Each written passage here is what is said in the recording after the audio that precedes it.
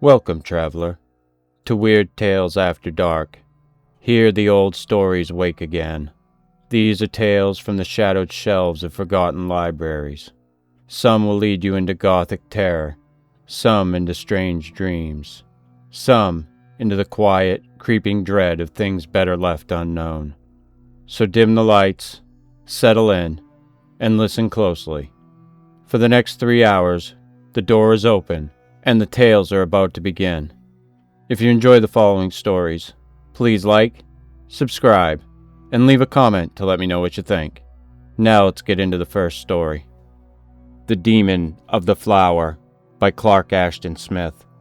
Not as the plants and flowers of earth, growing peacefully beneath a simple sun were the blossoms of the planet Lo-Fi, coiling and uncoiling in double dawns, tossing tumultuously under vast suns of jade green and ballast ruby orange, swaying and weltering in rich twilights.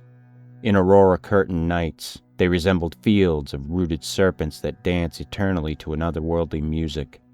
Many were small and furtive, and crept viper-wise on the ground. Others were tall as pythons, rearing superbly in hieratic postures to the jeweled light. Some grew with single or dual stems that burgeoned forth into hydra heads, and some were frilled and festooned with leaves that suggested the wings of flying lizards, the pennants of fairy lances, the phylacteries of a strange sacerdotalism. Some appeared to bear the scarlet wattles of dragons. Others were tongued as if with black flames or the colored vapors that issued with weird writhings from out barbaric censers, and others still were armed with fleshy nets or tendrils, or with huge blossoms like bucklers perforated in battle. And all were equipped with venomous darts and fangs. All were alive, restless, and sentient. They were the lords of Lo-Fi, and all other life existed by their sufferance. The people of the world had been their inferiors from unrecorded cycles, and even in the most primitive myths, there was no suggestion that any other order of things had ever prevailed. And the plants themselves, together with the fauna and mankind of Lo-Fi, gave immemorial obeisance to that supreme and terrible flower known as the Vurkwal, in which a tutelary demon, more ancient than the twin suns, was believed to have made its immortal avatar. The Vurkwal was served by a human priesthood, chosen amid the royalty and aristocracy of Lo-Fi. In the heart of the chief city Lospar, in an equatorial realm, it had grown from antiquity on the summit of a high pyramid of sable terraces that loomed over the town like the hanging gardens of some greater Babylon, crowded with the lesser but deadly floral forms. At the center of the broad apex, the Vurkwal stood alone in a basin level with the surrounding platform of black mineral. The basin was filled with a compost in which the dust of royal mummies formed an essential ingredient. The demon flower sprang from a bulb so encrusted with the growth of ages that it resembled a stone urn. Above this there rose the gnarled and mighty stalk that had displayed in earlier times the bifurcation of a mandrake, but whose halves had now grown together into a scaly, furrowed thing like the tail of some mythic sea monster. The stalk was variegated, with hues of greening bronze, of antique copper, with the livid blues and purples of fleshy corruption. It ended in a crown of stiff, blackish leaves, banded and spotted with poisonous metallic white, and edged with sharp serrations, as of savage weapons. From below the crown issued a long, sinuous arm, scaled like the main stem, and serpentining downward and outward to terminate in the huge upright bowl of a bizarre blossom, as if the arm, in sardonic fashion, should hold out a hellish beggar's cup. Abhorrent and monstrous was the bowl, which, like the leaves, was legended to renew itself at intervals of 1,000 years. It smoldered with sullen ruby at the base. It lightened into zones of dragon's blood, into belts of the rose of infernal sunset, on the full, swelling sides. And it flamed at the rim to a hot, yellowish, nakarat red like the ichor of salamanders. To one who dared to peer within, the cup was lined with sepulchral violet, blackening toward the bottom, pitted with myriad pores, and streaked with turgescent veins of sulphurous green. Swaying in a slow, lethal, hypnotic rhythm, with a deep and solemn sibilation, the Vurkwal dominated the city of Lospar and the world of Lo-Fi. Below, on the tiers of the pyramid, the thronged ophidian plants kept time to this rhythm in their tossing and hissing. And far beyond Lospar, to the poles of the planet, and in all its longitudes, the living blossoms obeyed the sovereign tempo of the Vorkwall. Boundless was the power exercised by this being over the people who, for want of a better name, I have called the humankind of Lo-Fi. Myriad and frightful were the legends that had gathered through eons about the Vorkwall, and dire was the sacrifice demanded each year at the summer solstice by the demon, the filling of its proffered cup with the lifeblood of a priest or priestess chosen from amid the assembled hierophants who passed before the Vorkwall, till the poised cup, inverted and empty, descended like a devil's mitre on the head of one of their number. Lunithi, king of the realms about Lospar, the high priest of the Vorkwall, was the last, if not the first, of his race to rebel against this singular tyranny. There were dim myths of some primordial ruler who had dared to refuse the required sacrifice, and whose people, in consequence, had been decimated by a mortal war with the serpentine plants which, obeying the angry demon, had uprooted themselves everywhere from the soil and had marched on the cities of Lo-Fi, slaying or vampirizing all who fell in their way. Lunithi from childhood had obeyed implicitly and without question the will of the floral overlord, had offered the stated worship, had performed the necessary rites. To withhold them would have been blasphemy. He had not dreamt of rebellion till, at the time of annual choosing of the victim, and 30 suns before the date of his nuptials with Nala, priestess of the Vorkwall, he saw the hesitant, inverted grail come down in deathly crimson on the fair head of his betrothed. A sorrowful consternation, a dark, sullen dismay which he sought to smother in his heart, was experienced by Lunithi. Nala, dazed and resigned in a mystic inertia of despair, accepted her doom without question, but a blasphemous doubt formed itself surreptitiously in the mind of the king. Trembling at his own impiety, he asked himself if there was not some way in which he could save Nala, could cheat the demon of its ghastly tribute. To do this, and escape with impunity to himself and his subjects, he knew that he must strike at the very life of the monster, which was believed to be deathless and invulnerable. It seemed impious even to wonder concerning the truth of this belief, which had long assumed the force of a religious tenet and was held unanimously. Amid such reflections, Lunithi remembered an old myth about the existence of a neutral and independent being known as the Ocklith, a demon koval with the Vorkwall, and allied neither to man nor the flower creatures. This being was said to dwell beyond the desert of Afam, in the otherwise unpeopled mountains of white stone above the habitat of the ophidian blossoms. In latter days, no man had seen the Ocklith, for the journey through Afam was not lightly to be undertaken. But this entity was supposed to be immortal, and it kept apart and alone, meditating upon all things, but interfering never with their processes. However, it was said to have given, in earlier times, valuable advice to a certain king who had gone forth from Lospar to its lair among the White Crags. In his grief and desperation, Lunithi resolved to seek the Ocklith and question its anent the possibility of slaying the Vorkwall. If by any mortal means the demon could be destroyed, he would remove from Lo-Fi the long-established tyranny whose shadow fell upon all things from the Sable Pyramid. It was necessary for him to proceed with utmost caution, to confide in no one, to veil his very thoughts at all times from the occult scrutiny of the Vorkwall. In the interim of 5 days between the choosing of the victim and the consummation of the sacrifice, he must carry out his mad plan. Unattended and disguised as a simple hunter of beasts, he left his palace during the short 3-hour night of universal slumber, and stole forth toward the desert of Afam. In the dawn of the ballast ruby sun, he had reached the pathless waste, and was toiling painfully over its knife-sharp ridges of dark stone, like the waves of a mounting ocean petrified in storm. Soon the rays of the green sun were added to those of the other, and Afam became a painted inferno through which Lunithi dragged his way, crawling from scarp to glassy scarp, or resting at whiles in the colored shadows.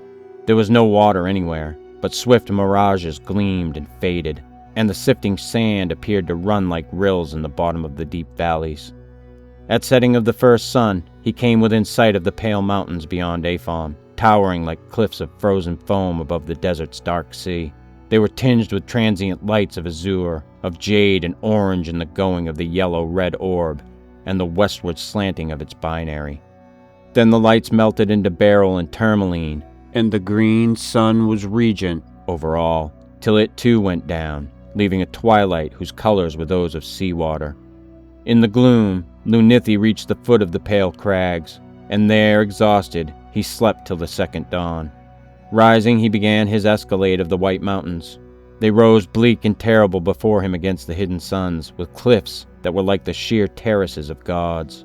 Like the king who had preceded him in the ancient myth, he found a precarious way that led upward through the narrow, broken chasms. At last he came to the vaster fissure, riveting the heart of the White Range, by which it was alone possible to reach the legendary lair of the Ocklith. The chasm's beetling walls rose higher and higher above him, shutting out the suns but creating with their whiteness a wan and deathly glimmer to illume his way. The chasm's beetling walls rose higher and higher above him, shutting out the suns, but creating with their whiteness a wan and deathly glimmer to illumine his way. The fissure was such as might have been cloven by the sword of a macrocosmic giant. It led downward, steepening ever, like a wound that pierced to the heart of Lo-Fi.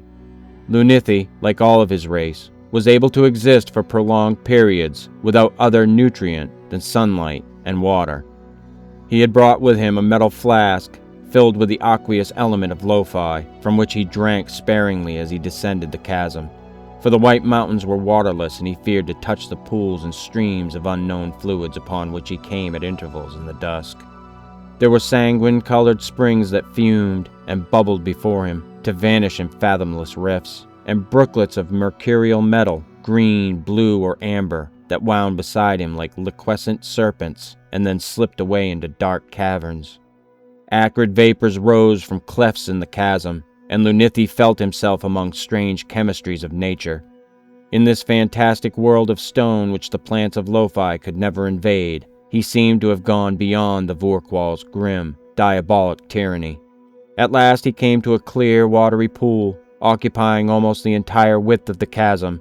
In passing it, he was forced to scramble along a narrow, insecure ledge at one side. A fragment of the marble stone, breaking away beneath his footfall, dropped into the pool as he gained the opposite edge, and the hueless liquid foamed and hissed like 1,000 vipers. Wondering as to its properties, and fearful of the venomous hissing, which did not subside for some time, Lunithi hurried on, and came after an interval to the fissure's end. Here he emerged in the huge crater-like pit that was the home of the Ocklith. Fluted and columned walls went up to a stupendous height on all sides, and the sun of orange ruby, now at zenith, was pouring down a vertical cataract of gorgeous fires and shadows. Adorsed against the further wall of the pit in an upright posture, he beheld that being known as the Ocklith, which had the likeness of a high cruciform pillar of blue mineral, shining with its own esoteric luster. Going forward, he prostrated himself before the pillar, and then in accents that quavered like a deep awe, he ventured to ask the desired oracle. For a while the Ocklith maintained its eon-old silence. Peering timidly, the king perceived the twin lights of mystic silver that brightened and faded with a slow, rhythmic pulsation in the arms of the blue cross. Then from the lofty, shining thing, there issued a voice that was like the tinkling of mineral fragments, tightly clashed together, but which somehow shaped itself into articulate words. "It is possible," said the Ocklith, "to slay the plant known as the Vorqual, in which an elder demon has its habitation.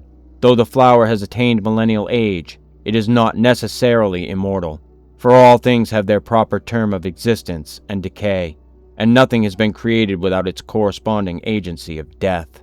I do not advise you to slay the plant, but I can furnish you with the information which you desire.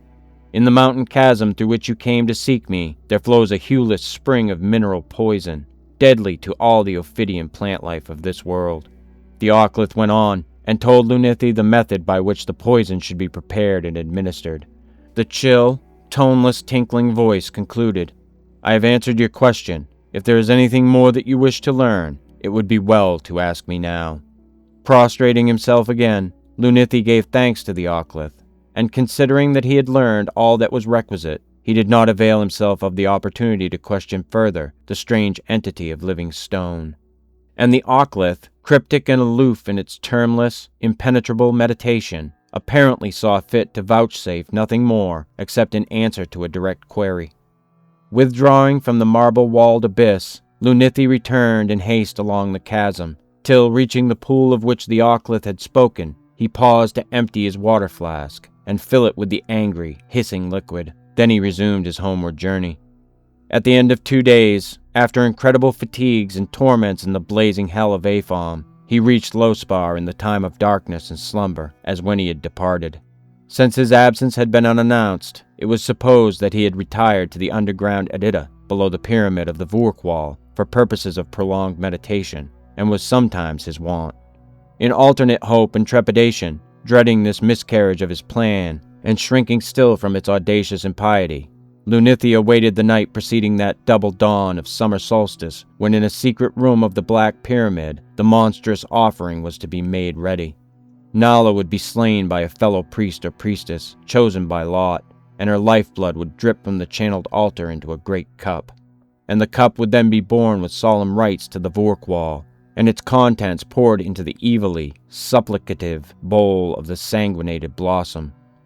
He saw little of Nala during the interim. She was more withdrawn than ever, and seemed to have consecrated herself wholly to the coming doom.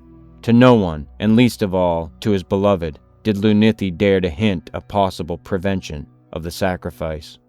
There came the dreaded eve, with a swiftly changing twilight of jeweled hues, that turned to a darkness hung with auroral flame. Lunithi stole across the sleeping city and entered the pyramid, whose blackness towered massively amid the frail architecture of buildings that were little more than canopies and lattices of stone. With infinite care and caution, he made the preparations prescribed by the Ocklith. Into the huge sacrificial cup of black metal, in a room lit with stored sunlight, he emptied the seething, sibilant poison he had brought with him from the White Mountains. Then, opening adroitly a vein in one of his arms, he added a certain amount of his own life fluid to the lethal potion, above whose foaming crystal it floated like a magic oil, without mingling, so that the entire cup, to all appearance, was filled with the liquid most acceptable to the satanic blossom. Bearing in his hands the Black Grail, Lunithi ascended a hewn stairway that led to the Vorkwall's presence. His heart quailing, his senses swooning in chill gulfs of terror, he emerged on the lofty summit above the shadowy town. In a luminous azure gloom, against the weird and iridescent streamers of light that foreran the double dawn, he saw the dreamy swaying of the monstrous plant, and heard its somnolent hissing that was answered drowsily by myriad blossoms on the tiers below. A nightmare oppression, black and tangible, seemed to flow from the pyramid and to lie in the stagnant shadow on all the lands of Lo-Fi. Aghast at his own temerity, and deeming that his shrouded thoughts would surely be understood as he drew nearer, or that the Vorkwall would be suspicious of an offering brought before the accustomed hour, Lunithi made obeisance to his floral suzerain. The Vorkwall vouchsafed no sign that it had deigned to perceive his presence, but the great flower cup, with its flaring crimsons dulled to garnet and purple in the twilight, was held forward as if in readiness to receive the hideous gift. Breathless and fainting with religious fear, in a moment of suspense that seemed eternal, Lunithi poured the blood-mantled poison into the cup. The venom boiled and hissed like a wizard's brew as the thirsty flower drank it up, and Lunithi saw the scaled arm draw back, tilting its demon grail quickly, as if to repudiate the doubtful draught. It was too late, for the poison had been absorbed by the blossom's porous lining. The tilting motion changed in midair to an agonized writhing of the reptilian arm, and then the Vorkwall's huge, scaly stalk and pointed leaf crown began to toss in a deathly dance, waving darkly against the auroral curtains of morn. Its deep hissing sharpened to an insupportable note, fraught with the pain of a dying devil, and looking down the platform edge on which he crouched to avoid the swaying growth, Lunithi saw that the lesser plants on the terraces were now tossing in a mad unison with their master. Like noises in an ill dream, he heard the chorus of their tortured sibilations. He dared not look again at the Vorkwall till he became aware of a strange silence, and saw that the blossoms below had ceased to writhe and were drooping limply on their stems. Then, incredulous, he knew that the Vorkwall was dead. Turning in triumph mingled with horror, he beheld the flaccid stalk that had fallen prone on its bed of unholy compost. He saw the sudden withering of the stiff, sordid leaves of the gross and hellish cup. Even the stony bulb appeared to collapse and crumble before his eyes. The entire stem, its evil colors fading swiftly, shrank and fell in upon itself like a sere, empty serpent skin. At the same time, in some obscure manner, Lunithi was still aware of a presence that brooded above the pyramid. Even in the death of the Vorkwall, it seemed to him that he was not alone. Then as he stood and waited, fearing he knew not what, he felt the passing of a cold and unseen thing in the gloom, a thing that flowed across his body like the thick coils of some enormous python, without sound, in dark, clammy undulations. A moment more and it was gone, and Lunithi no longer felt the brooding presence. He turned to go, but it seemed that the dying night was full of an unconceived terror that gathered before him as he went down the long, somber stairs. Slowly he descended. A weird despair was upon him. He had slain the Vorkwall, had seen it wither in death, yet he could not believe the thing he had done, the lifting of the ancient doom, was still no more than an idle myth. The twilight brightened as he passed through the slumbering city. According to custom, no one would be abroad for another hour.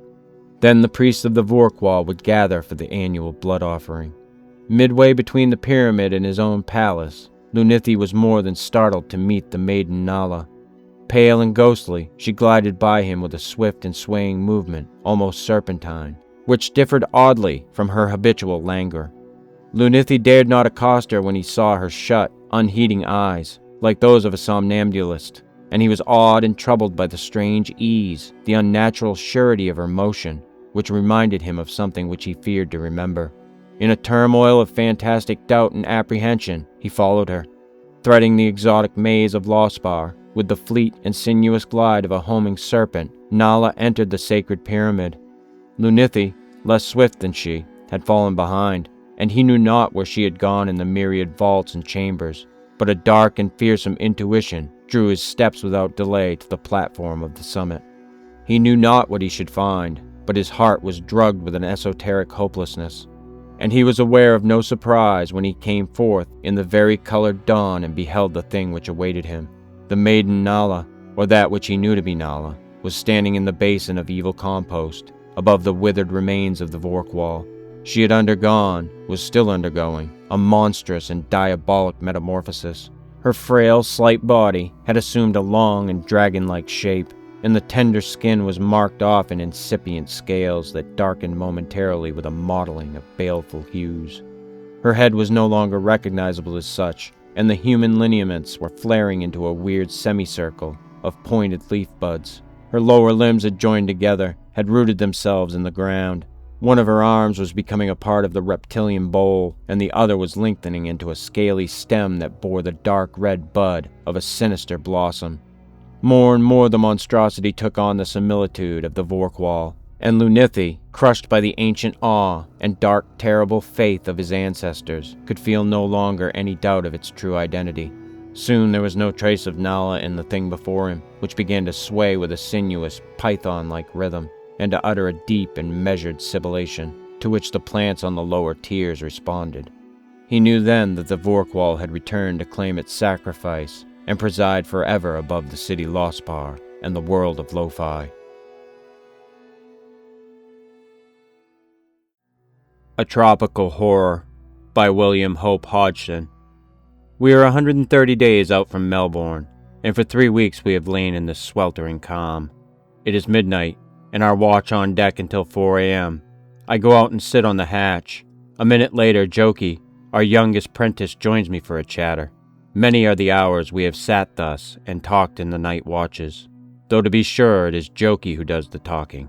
I am content to smoke and listen, giving an occasional grunt at seasons to show that I am attentive. Jokey has been silent for some time, his head bent in meditation. Suddenly he looks up, evidently with the intention of making some remark. As he does so, I see his face stiffen with a nameless horror. He crouches back, his eyes staring past me at some unseen fear. Then his mouth opens. He gives forth a strangulated cry and topples backward off the hatch, striking his head against the deck. Fearing I know not what, I turned to look. Great heavens! Rising above the bulwarks, seen plainly in the bright moonlight, is a vast slobbering mouth, a fathom across. From the huge dripping lips hang great tentacles. As I look, the thing comes further over the rail. It is rising higher and higher. There are no eyes visible, only that fearful slobbering mouth, set on the tremendous trunk-like neck, which even as I watch is curling inboard with the stealthy celerity of an enormous eel. Over it comes in vast heaving folds. Will it never end? The ship gives a slow, sullen roll to starboard as she feels the weight. Then the tail, a broad, flat-shaped mass, slips over the teak rail and falls with a loud slump onto the deck. For a few seconds, the hideous creature lies heaped in writhing, slimy coils. Then with quick, darting movements, the monstrous head travels along the deck. Close by the mainmast stand the harness casks, and alongside of these a freshly opened cask of salt beef with the top loosely replaced. The smell of the meat seems to attract the monster, and I can hear it sniffing with a vast, indrawing breath. Then those lips open, displaying 4 huge fangs. There is a quick forward motion of the head, a sudden crashing, crunching sound, and beef and barrel have disappeared. The noise brings one of the ordinary seamen out of the forecastle. Coming into the night, he can see nothing for a moment. Then as he gets further aft, he sees and with horrified cries rushes forward. Too late. From the mouth of the thing there flashes forth a long, broad blade of glistening white, set with fierce teeth. I avert my eyes but cannot shut out the sickening glut that follows. The man on the lookout, attracted by the disturbance, has witnessed the tragedy, and flies for refuge into the forecastle, flinging to the heavy iron door after him. The carpenter and sailmaker come running out from the half-deck in their drawers. Seeing the awful thing, they rush aft to the cabin with shouts of fear. The second mate, after one glance over the break of the poop, runs down the companionway with the helmsman after him. I can hear them barring the scuttle, and abruptly I realize that I am on the main deck alone. So far I've forgotten my own danger. The past few minutes seem like a portion of an awful dream. Now, however, I comprehend my position, and shaking off the horror that has held me, turn to seek safety. As I do, my eyes fall upon Jokey, lying huddled and senseless with fright where he has fallen. I cannot leave him there. Close by stands the half-empty deck, a little steel-built house with iron doors. The lee one is hooked open. Once inside, I am safe. Up to the present, the thing has seemed to be unconscious of my presence. Now, however, the huge barrel-like head sways in my direction. Then comes a muffled bellow, and the great tongue flickers in and out as the brute turns and swirls aft to meet me. I know there is not a moment to lose, and picking up the helpless lad, I make a run for the open door. It is only distant a few yards, but that awful shape is coming down the deck to me in great wreathing coils. I reach the house and tumble in with my burden, then out on the deck again to unhook and close the door. Even as I do, something white curls round the end of the house. With a bound, I am inside and the door is shut and bolted. Through the thick glass of the ports, I see the thing sweep round the house, in vain search for me. Jokey has not moved yet, so kneeling down, I loosen his shirt collar and sprinkle some water from the breaker over his face. While I am doing this, I hear Morgan shout something. Then comes a great shriek of terror, and again, that sickening glut. Jokey stirs uneasily, rubs his eyes, and sits up suddenly. Was that Morgan shouting? He breaks off with a cry. Where are we? I've had such awful dreams. At this instant, there is a sound of running footsteps on the deck, and I hear Morgan's voice at the door. Tom, open! He stops abruptly and gives an awful cry of despair. Then I hear him rush forward. Through the porthole, I see him spring into the fore rigging and scramble madly aloft. Something steals up after him. It shows white in the moonlight. It wraps itself around his right ankle. Morgan stops dead, plucks out his sheath knife, and hacks fiercely at the fiendish thing. It lets go, and in a second he is over the top and running for dear life up the gallant rigging. A time of quietness follows, and presently I see that the day is breaking. Not a sound can be heard, save the heavy gasping breathing of the thing. As the sun rises higher, the creature stretches itself out along the deck and seems to enjoy the warmth. Still no sound, either from the men forward or the officers aft. I can only suppose that they are afraid of attracting its attention. Yet a little later, I hear the report of a pistol away aft, and looking out I see the serpent raise its huge head, as though listening. As it does, I get a good view of the forepart, and in the daylight see what the night has hidden. There, right about the mouth, is a pair of little pig eyes that seem to twinkle with a diabolical intelligence. It is swaying its head slowly from side to side. Then, without warning, it turns quickly and looks right in through the port. I dodge out of sight, but not soon enough. It has seen me, and brings its great mouth up against the glass. I hold my breath. My God, if it breaks the glass. I cower, horrified. From the direction of the port there comes a loud, harsh scraping sound. I shiver. Then I remember that there are little iron doors to shut over the ports in bad weather. Without a moment's waste of time, I rise to my feet and slam the door over the port. Then I go round to the others and do the same. We are now in darkness, and I tell Jokey in a whisper to light the lamp, which after some fumbling he does. About an hour before midnight I fall asleep. I am awakened suddenly some hours later by a scream of agony and the rattle of a water dipper. There is a slight scuffling sound, then that soul-revolting glut, glut. I guess what has happened. One of the men has slipped out of the forecastle to try and get a little water. Evidently he has trusted to the darkness to hide his movements. Poor beggar. He has paid for his attempt with his life. After this I cannot sleep, though the rest of the night passes quietly enough. Towards morning I doze a bit, but wake every few minutes with a start. Jokey is sleeping peacefully. Indeed, he seems worn out with the terrible strain of the past 24 hours. At 8 a.m. I call him and we make a light breakfast off the dry ship's biscuit and water. Of the latter, happily, we have a good supply. Jokey seems more himself and starts to talk a little, possibly somewhat louder than is safe. For as he chatters on, wondering how it will end, there comes a tremendous blow against the side of the house, making it ring again. After this, Jokey is very silent. As we sit there, I cannot but wonder what all the rest are doing, and how the poor beggars are faring, cooped up without water, as the tragedy of the night has proved. Towards noon I hear a loud bang, followed by a terrific bellowing. Then comes a great smashing of woodwork, and the cries of men in pain. Vainly I ask myself what has happened. I begin to reason. By the sound of the report, it was evidently something much heavier than a rifle or pistol. And judging from the mad roaring of the thing, the shot must have done some execution. On thinking it over further, I become convinced that, by some means, those aft have got hold of the small signal cannon we carry. And though I know that some have been hurt, perhaps killed, yet a feeling of exultation seizes me as I listen to the roars of the thing and realize that it is badly wounded, perhaps mortally. After a while, however, the bellowing dies away, and only an occasional roar, denoting more of anger than aught else, is heard. Presently I become aware by the ship's canting over the starboard that the creature has gone over to that side, and a great hope springs up within me that possibly it has had enough of us and is going over the rail into the sea.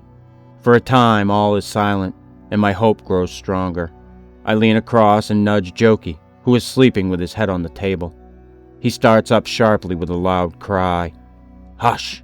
I whisper hoarsely. "I'm not certain, but I do believe it's gone." Jokey's face brightens wonderfully, and he questions me eagerly. We wait another hour or so, with hope ever rising. Our confidence is returning fast. Not a sound can we hear, not even the breathing of the beast. I get out some biscuits, and Jokey, after rummaging in the locker, produces a small piece of pork and a bottle of ship's vinegar. We fall to with a relish. After our long abstinence from food, the meal acts on us like wine. And what must Jokey do but insist on opening the door to make sure the thing has gone? This I will not allow, telling him that at least it will be safer to open the iron port covers first and have a look out. Jokey argues, but I am immovable. He becomes excited. I believe the youngster is lightheaded. Then, as I turn to unscrew one of the after covers, Jokey makes a dash at the door. Before he can undo the bolts, I have him, and after a short struggle lead him back to the table.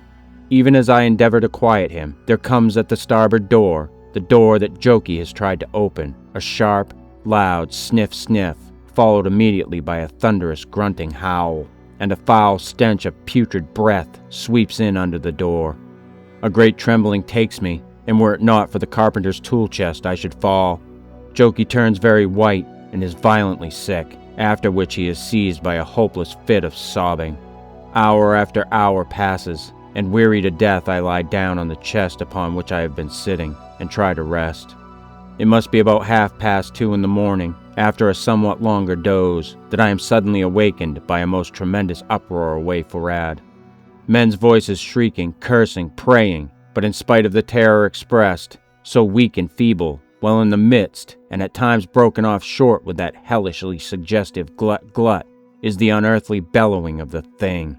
Fear incarnate seizes me, and I can only fall on my knees and pray. Too well I know what is happening. Jokey has slept through it all, and I am thankful. Presently under the door, there steals a narrow ribbon of light, and I know that the day has broken on the second morning of our imprisonment. I let Jokey sleep on. I will let him have peace while he may. Time passes, but I take little notice. The thing is quiet, probably sleeping. About midday I eat a little biscuit and drink some of the water. Jokey still sleeps. It is best so. A sound breaks the stillness. The ship gives a slight heave, and I know that once more the thing is awake. Round the deck it moves, causing the ship to roll perceptibly. Once it goes forrad, I fancy to again explore the forecastle. Evidently it finds nothing, for it returns almost immediately.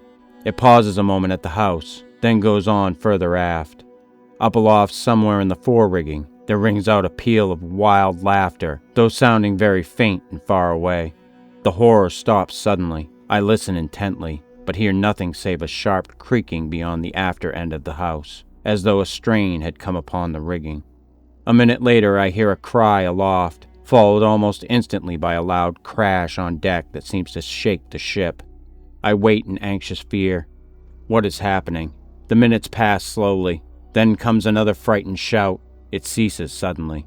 The suspense has become terrible, and I am no longer able to bear it. Very cautiously I open one of the afterport covers and peep out to see a fearful sight. There, with its tail upon the deck and its vast body curled round the mainmast, is the monster, its head above the topsail yard, and its great claw-armed tentacle waving in the air. It is the first proper sight that I have had of the thing. Good heavens! It must weigh 100 tons. Knowing that I shall have time, I open the port itself, then crane my head out and look up. There, on the extreme end of the lower topsail yard, I see one of the able seamen. Even down here I note the staring horror of his face. At this moment he sees me and gives a weak, hoarse cry for help. I can do nothing for him. As I look, the great tongue shoots out and licks him off the yard, much as might a dog a fly off the window pane. Higher still, but happily out of reach, are two more of the men. As far as I can judge, they are lashed to the mast above the royal yard. The thing attempts to reach them, but after a futile effort it ceases, and starts to slide down, coil on coil, to the deck. While doing this, I noticed a great gaping wound on its body some 20 feet above the tail. I dropped my gaze from aloft to look aft. The cabin door is torn from its hinges, and the bulkhead, which unlike the half-deck is of teak wood, is partly broken down. With a shudder I realize the cause of those cries after the cannon shot. Turning, I screw my head round and try to see the foremast, but cannot. The sun, I notice, is low, and the night is near. Then I draw in my head and fasten up both port and cover. How will it end? Oh, how will it end? After a while, Jokey wakes up. He is very restless, yet though he has eaten nothing during the day, I cannot get him to touch anything. Night draws on. We are too weary, too dispirited to talk. I lie down, but not to sleep. Time passes. A ventilator rattles violently somewhere on the main deck, and there sounds constantly that slurring, gritty noise. Later I hear a cat's agonized howl, and then again all is quiet. Some time after comes a great splash alongside. Then for some hours, all is silent as the grave. Occasionally I sit up on the chest and listen, yet never a whisper of noise comes to me. There is an absolute silence. Even the monotonous creak of the gear has died away entirely, and at last a real hope is springing up within me. That splash, this silence, surely I am justified in hoping. I do not wake Jokey this time. I will prove first for myself that all is safe. Still I wait. I will run no unnecessary risks. After a time I creep to the afterport, and will listen, but there is no sound. I put up my hand and feel at the screw, and again I hesitate, yet not for long. Noiselessly, I begin to unscrew the fastening of the heavy shield. It swings loose on its hinge, and I pull it back and peer out. My heart is beating madly. Everything seems strangely dark outside. Perhaps the moon is gone behind a cloud. Suddenly, a beam of moonlight enters through the port and goes as quickly. I stare out. Something moves. Again, the light streams in, and now I seem to be looking into a great cavern, at the bottom of which quivers and curls something palely white. My heart seems to stand still. It is the horror. I start back and seize the iron port flap to slam it to, and as I do so, something strikes the glass like a steam ram, shatters it to atoms, and flicks past me into the berth.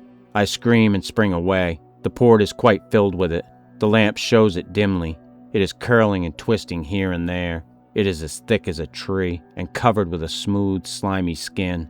At the end is a great claw like a lobster's, only 1,000 times larger.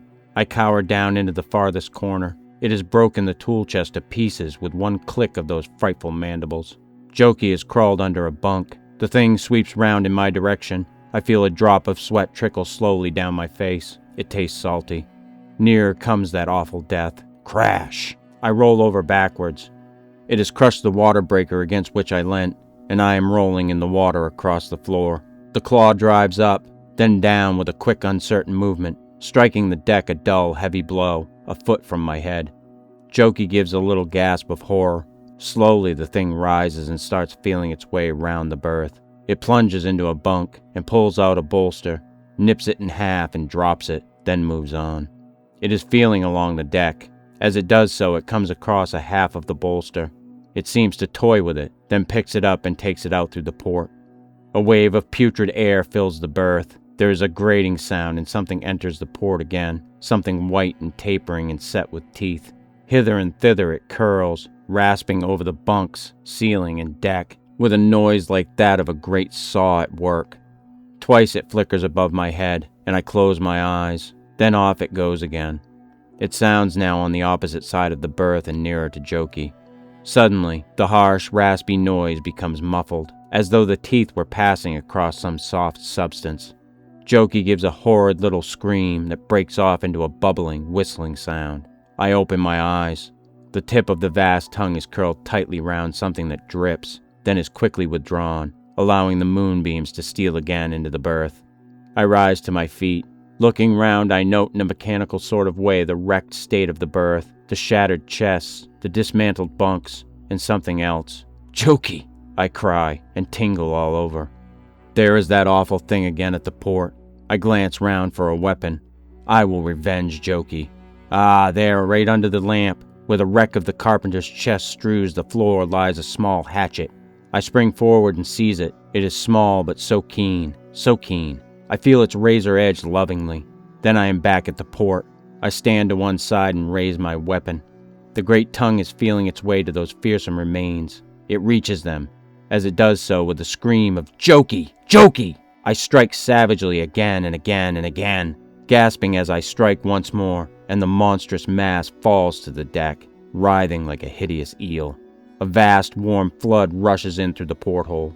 There is a sound of breaking steel and an enormous bellowing. A singing comes in my ears and grows louder, louder. Then the berth grows indistinct and suddenly dark. Extract from the log of the steamship Hispaniola. June 4th, latitude, north longitude, west, 11 a.m. Sighted four-masted bark about 4 points on the port bow, flying signal of distress.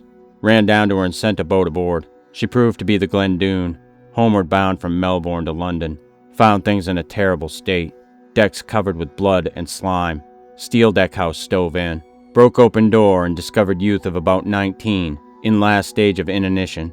Also parts remain of a boy about 14 years of age. There was a great quantity of blood in the place, and a huge curled-up mass of whitish flesh, weighing about half a ton, one end of which appeared to have been hacked through with a sharp instrument.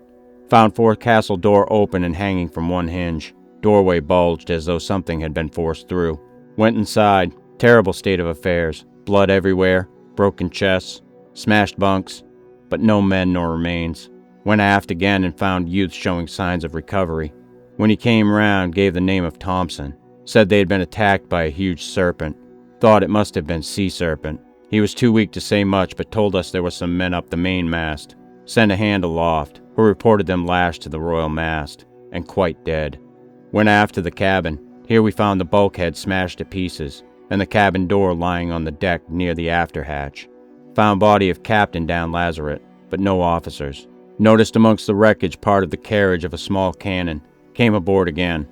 Have sent the second mate with 6 men to work her into port. Thompson is with us. He has written out his version of the affair.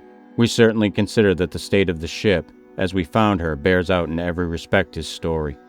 Signed, William Norton, Master, Tom Briggs, First Mate.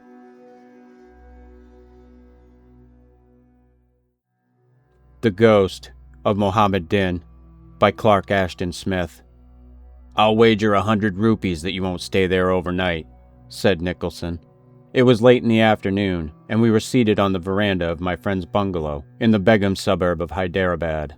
Our conversation had turned to ghosts, on which subject I was at the time rather skeptical, and Nicholson, after relating a number of blood-curdling stories, had finished by remarking that a nearby house, which was said to be haunted, would give me an excellent chance to put the matter to the test.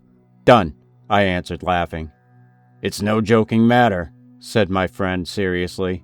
"However, if you really wish to encounter the ghost, I can easily secure you the necessary permission. The house, a 6-roomed bungalow, owned by one Yusuf Ali Bora, is tenanted only by the spirit who appears to regard it as his exclusive property. 2 years ago it was occupied by a Muslim merchant named Mohammed Din and his family and servants. One morning they found the merchant dead, stabbed through the heart, and no trace of his murderer, whose identity still remains unrevealed. Mohammed Din's people left, and the place was let to a Parsi up from Bombay on business. He vacated the premises abruptly about midnight, and told a wild tale the next morning of having encountered a number of disembodied spirits, describing the chief one as Mohammed Din. Several other people took the place in turn, but their occupancy was generally of short duration. All told tales similar to Parsis. Gradually it acquired a bad reputation, and the finding of tenants became impossible." "Have you ever seen the ghost yourself?" I asked. "Yes. I spent a night, or rather part of one there, for I went out of the window about 1 o'clock. My nerves were not strong enough to stand it any longer. I wouldn't enter the place again for almost any sum of money." Nicholson's story only confirmed my intention of occupying the haunted house. Armed with a firm disbelief in the supernatural, and a still firmer intention to prove it all rot, I felt myself equal to all the ghosts, native and otherwise, in India. Of my ability to solve the mystery, if there were any, I was quite assured. "My friend," said Nicholson to Yusuf Ali Bora, an hour later, "wishes to spend a night in your haunted bungalow." The person addressed, a fat little Muslim gentleman, looked at me curiously. "The house is at your service, Sahib," he said. "I presume that Nicholson Sahib has told you the experiences of the previous tenants." I replied that he had. "If the whole thing is not a trumped-up story, there is doubtless some trickery afoot," said I, "and I warn you that the trickster will not come off unharmed. I have a loaded revolver, and shall not hesitate to use it if I meet any disembodied spirits." Yusuf's only answer was to shrug his shoulders. He gave us the keys and we set out for the bungalow, which was only a few minutes' walk distant. Night had fallen when we reached it. Nicholson unlocked the door and we entered, and lighting a lamp I had brought with me, set out on a tour of inspection. The furniture consisted chiefly of 2 charpoys, 3 tabourets, an old divan quite innocent of cushions, a broken punkah, a 3-legged chair, and a dilapidated rug. Everything was covered with dust. The shutters rattled disconsolately, and all the doors creaked. The other rooms were meagerly furnished. I could hear rats running about in the dark. There was a compound adjoining, filled with rank reed and a solitary pipal tree. Nicholson said that the ghost generally appeared in one of the rooms opening upon it, and this I selected as the one in which to spend the night. It was a fitting place for ghosts to haunt. The ceiling sagged listlessly, and the one charpoy which it contained had a wobbly look. "Sleep well," said Nicholson. "You will find the atmosphere of this spirit-ridden place most conducive to slumber." "Rats," said I. "Yes, there are plenty of rats here," he answered as he went out. Placing the lamp on a tabouret, I lay down with some misgivings as to its stability on the charpoy. Happily, these proved unfounded, and laying my revolver close at hand, I took out a newspaper and began to read. Several hours passed and nothing unusual happened. The ghost failed to materialize. and about 11, with my fine skepticism greatly strengthened, and feeling a trifle ashamed concerning the 100 rupees which my friend would have to hand over in the morning, I lay down and tried to go to sleep. I had no doubt that my threat about the revolver to Yusuf Ali Bora had checked any plans for scaring me that might have been entertained. Scarcely my eyes were closed when all the doors and windows, which had been creaking and rattling all evening, took on renewed activity. A light breeze had sprung up, and one shutter, which hung only by a single hinge, began to drum a tune on the wall. The rats scuttled about with redoubled energy, and a particularly industrious fellow gnawed something in the further corner for about an hour. It was manifestly impossible to sleep. I seemed to hear whisperings in the air, and once thought I detected faint footsteps going and coming through the empty rooms. A vague feeling of eeriness crept upon me, and it required a very strong mental effort to convince myself that these sounds were entirely due to imagination. Finally, the breeze died down, the loose shutters ceased to bang, the rat stopped gnawing, and comparative quiet being restored, I fell asleep. 2 hours later I woke, and taking out my watch saw, though the lamp had begun to burn dimly, that the hands pointed to 2 o'clock. It was about to turn over, when again I heard the mysterious footsteps, this time quite audibly. They seemed to approach my room, but when I judged them to be in the next apartment, ceased abruptly. I waited 5 minutes in a dead silence with my nerves on edge and my scalp tingling. Then I became aware that there was something between me and the opposite wall. At first it was a dim shadow, but as I watched it darkened into a body. A sort of phosphorescent light emanated from it, surrounding it with pale radiance. The lamp flared up and went out, but the figure was still visible. It was that of a tall native dressed in flowing white robes and a blue turban. He wore a bushy beard and had eyes like burning coals of fire. His gaze was directed intently upon me, and I felt cold shivers running up and down my spine. I wanted to shriek, but my tongue seemed glued to the roof of my mouth. The figure stepped forward, and I noticed that the robe was red at the breast, as though with blood. This, then, was the ghost of Mohammed Din. Nicholson's story was true, and for a moment my conviction that the supernatural was all nonsense went completely to pieces. Only momentarily, however, for I remembered that I had a revolver, and the thought gave me courage. Perhaps it was a trick after all, and anger arose in me, and a resolve not to let the trickster escape unscathed. I raised the weapon with a quick movement and fired. The figure being not over 5 paces distant, it was impossible to miss, but when the smoke had cleared it had not changed its position. It began to advance, making no sound, and in a few moments was beside the sharp boy. With one remaining vestige of courage, I raised my revolver and pulled the trigger 3 times in succession, but without visible effect. I hurled the weapon at the figure's head, and heard it crash against the opposite wall an instant later. The apparition, though visible, was without tangibility.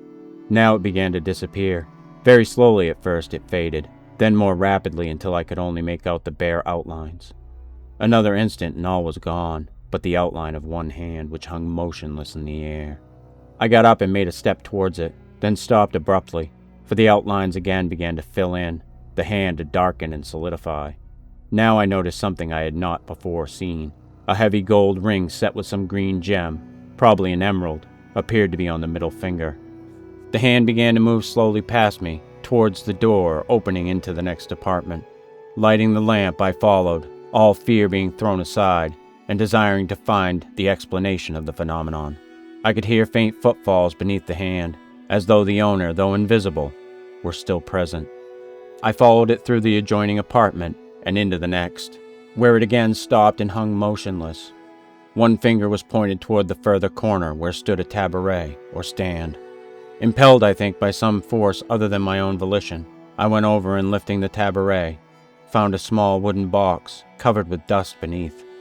Turning about, I saw that the hand had disappeared. Taking the box with me, I returned to my room. The thing was made of very hard wood, and in size was perhaps 10 inches in length by 8 in width and 4 in height. It was light, and the contents rustled when I shook it. I guessed them to be letters or papers, but having nothing to pry the box open with, I concluded to wait until morning before trying to. Strange as it may seem, I soon fell asleep. You would naturally think that a man would not feel inclined to slumber immediately after encountering a disembodied spirit. I can give no explanation of it. The sun was streaming through the window when I awoke, and so cheerful a matter of fact was the broad daylight that I wondered if the events of the night were not all a dream. The presence of the box, however, convinced me that they were not. Nicholson came in and appeared much surprised and a trifle discomfited to find me still in possession. "Well," he inquired, "what happened? What did you see?" I told him what had occurred and produced the box as proof. An hour afterwards, Nicholson, with a short native sword and considerable profanity, was trying to pry the thing open. He finally succeeded. Within were a number of closely written sheets of paper and some letters, most of which were addressed to Mohammed Din. The papers were mostly in the form of memoranda and business accounts, such as would be made by a merchant. They were written in execrable Urdu, hopelessly jumbled together, and though all were dated, it was no small task to sort them out. The letters were mostly regarding business affairs, but several, which were written in a very fair hand, were from a cousin of Mohammed Din's, one Ali Bagh, an Agra horse trader. These two, with one exception, were commonplace enough. Nicholson knitted his brows as he read it, and then handed it to me. The greater part, being of little interest, has escaped my memory, but I recollect that the last paragraph ran thus: "I do not understand how you came by the knowledge, nor why you wish to use it to ruin me. It is all true. If you have any love for me, forbear." "What does it mean?" asked Nicholson. "What secret did Mohammed Din possess that he could have used to ruin his cousin?" We went through the memoranda carefully, and near the bottom found the following, dated April 21st, 1881, according to our notation. Today I found the letters which I have long been seeking.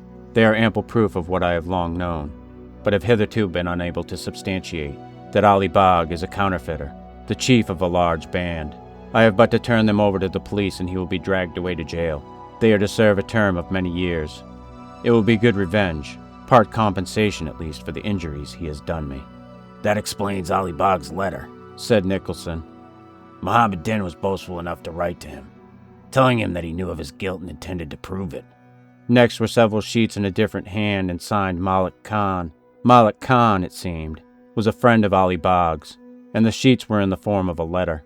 But being without fold, it was quite evident they had not been posted. The communication related to certain counterfeiting schemes, and the names of a number of men implicated appeared. This plainly was the proof alluded to by Mohammed Din, and which he had threatened his cousin to turn over to the police. There was nothing else of interest save the following in Mohammed Din's hand, dated April 17th, 1881. "Tomorrow I shall give the papers to the authorities. I have delayed too long, and was very foolish to write to Ali Bagh. I passed a man in the street today who bore a resemblance to my cousin. I could not be sure, but if he is here, then may Allah help me, for he will hesitate at nothing." What followed was illegible. "On the night of April 21st, said Nicholson, "Mohammed Din was killed by a person or persons unknown." He paused and then went on. "This Ali Bagh is a man with whom I have had some dealings in horses, and an especially vicious crook it was that he got 300 rupees out of me for. He has a bad reputation as a horse dealer, and the Agra police have long been patiently seeking evidence of his implication in several bold counterfeiting schemes. Malik Khan, one of his accomplices, was arrested, tried and sentenced to 15 years imprisonment, but refused to turn state's evidence on Ali Bagh. The police are convinced that Ali Bagh was as much, if not more, implicated than Malik Khan, but they can do nothing for lack of proof. The turning over of these papers, however, as poor Mohammed Din would have done had he lived, will lead to his arrest and conviction. It was Ali Bagh who killed Mohammed Din. I am morally convinced. His motive, of course, being to prevent the disclosure of his guilt. Your extraordinary experience last night and the murdered man's papers point to it. Yet we can prove nothing, and your tale would be laughed at in court." Some blank sheets remained in the bottom of the box, and my friend tilted them out as he spoke. They fluttered to the veranda, and something rolled out from amongst them and lay glittering in the sunshine. It was a heavy gold ring set with an emerald, the very same that I had seen upon the apparition's finger several hours before. A week or so later, as the result of the papers that Nicholson sent to the Agra police, accompanied by an explanatory note, one Ali Bagh, horse trader, found himself on trial, charged with counterfeiting. It was a very short trial, his character and reputation going badly against him, and it being proven that he was the leader of the gang of which Malik Khan was thought to be a member. He was sentenced to a somewhat longer term in jail than his accomplice.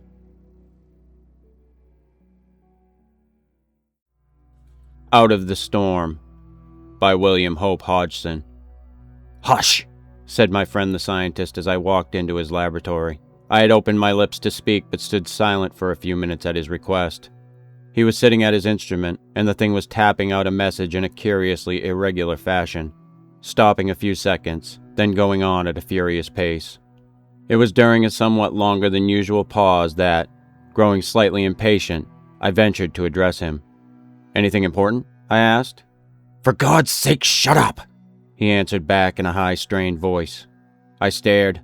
I am used to pretty abrupt treatment from him, at times when he is much engrossed in some particular experiment, but this was going a little too far, and I said so. He was writing, and for reply he pushed several loosely written sheets over to me, with one curt word: "Read!" With a sense half of anger, half of curiosity, I picked up the first and glanced at it. After a few lines I was gripped and held securely by a morbid interest. I was reading a message from one in the last extremity. I will give it word for word. "John, we are sinking. I wonder if you really understand what I feel at the present time. You sitting comfortably in your laboratory, I out here upon the waters, already one among the dead. Yes, we are doomed. There is no such thing as help in our case. We are sinking, steadily, remorselessly. God, I must keep up and be a man. I need not tell you that I am in the operator's room. All the rest are on deck, or dead in the hungry thing which is smashing the ship to pieces. I do not know where we are, and there is no one whom I can ask. The last of the officers was drowned nearly an hour ago, and the vessel is now little more than a sort of breakwater for the giant seas. Once, about a half an hour ago, I went out onto the deck. My God, the sight was terrible.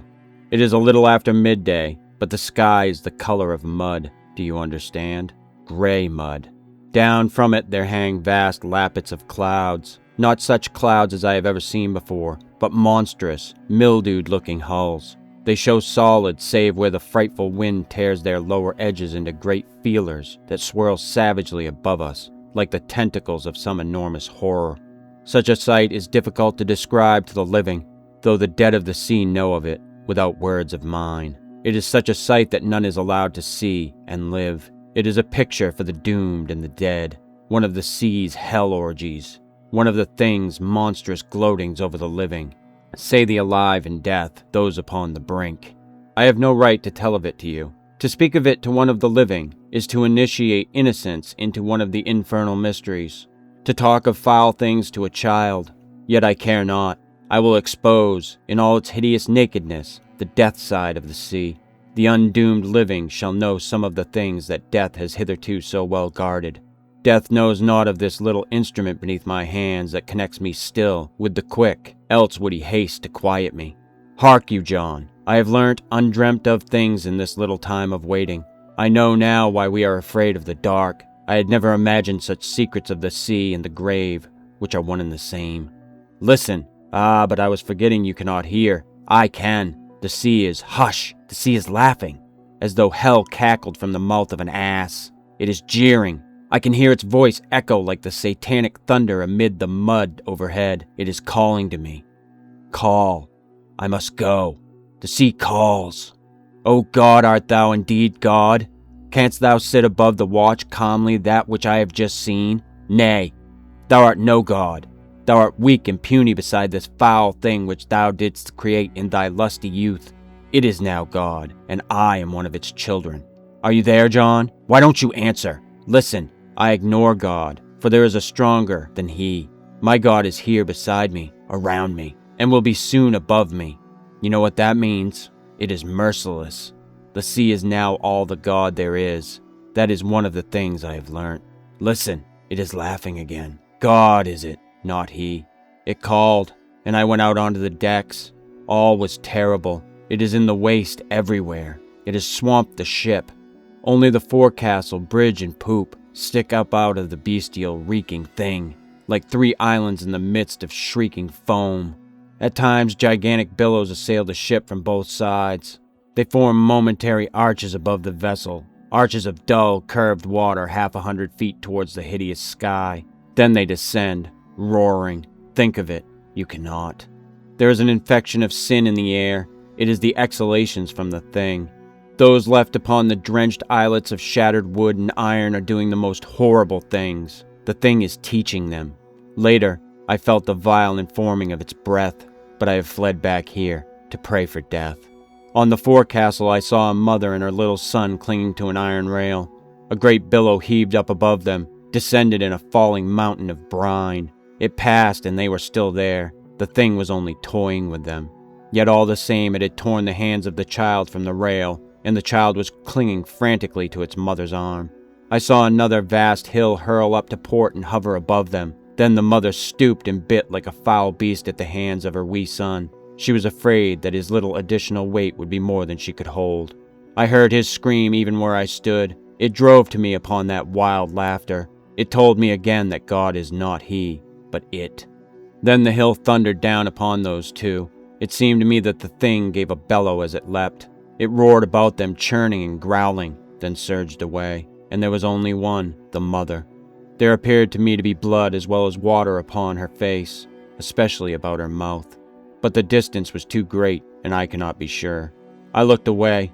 Close to me I saw something further, a beautiful young girl, her soul hideous with the breath of the thing, struggling with her sweetheart for the shelter of the chart house side. He threw her off, but she came back at him. I saw her hand come from her head, where she still clung the wreckage of some form of headgear. She struck at him. He shouted and fell away to leeward, and she smiled, showing her teeth. So much for that. I turned elsewhere. Out upon the thing I saw gleams, horrid and suggestive. Below H, the crest of the waves. I have never seen them until this time. I saw a rough sailorman washed away from the vessel. One of the huge breakers snapped at him. Those things were teeth. It has teeth. I heard them clash. I heard his yell. It was no more than a mosquito shrilling amid all that laughter, but it was very terrible. There is worse than death. The ship is lurching very queerly with a sort of sickening heave. I fancy I have been asleep. No, I remember now. I hit my head when she rolled so strangely. My leg is doubled under me. I think it is broken, but it does not matter. I have been praying. What was it? I feel calmer, more resigned now. I think I have been mad. What was it that I was saying? I cannot remember. It was something about God. I believe I blasphemed. May he forgive me. Thou knowest, God, that I was not in my right mind. Thou knowest that I am very weak. Be with me in the coming time. I have sinned, but thou art all merciful. Are you there, John? It is very near the end now. I had so much to say, but it all slips from me. What was it that I said? I take it all back. I was mad, and God knows. He is merciful, and I have very little pain now. I feel a bit drowsy. I wonder whether you are there, John. Perhaps after all no one has heard the things I have said. It is better so. The living are not meant, and yet I do not know. If you are there, John, you will tell her how it was. But not, hark! There was such a thunder of water overhead just then. I fancy two vast seas have met in mid-air across the top of the bridge and burst all over the vessel. It must be soon now, and there was such a number of things I had to say. I can hear voices in the wind. They are singing. It is like an enormous dirge. I think I have been dozing again. I pray God humbly that it be soon. You will not tell her anything about what I may have said, will you, John? I mean those things which I ought not to have said. What was it I did say? My head is growing strangely confused. I wonder whether you really do hear me. I may be talking only to that vast roar outside. Still, it is some comfort to go on, and I will not believe that you do not hear all I say. Hark again! A mountain of brine must have swept clean over the vessel. She has gone right over onto her side. She is back again. It will be very soon now. Are you there, John? Are you there? It is coming. The sea has come for me. It is rushing down through the companionway. It is like a vast jet. My God, I am drowning.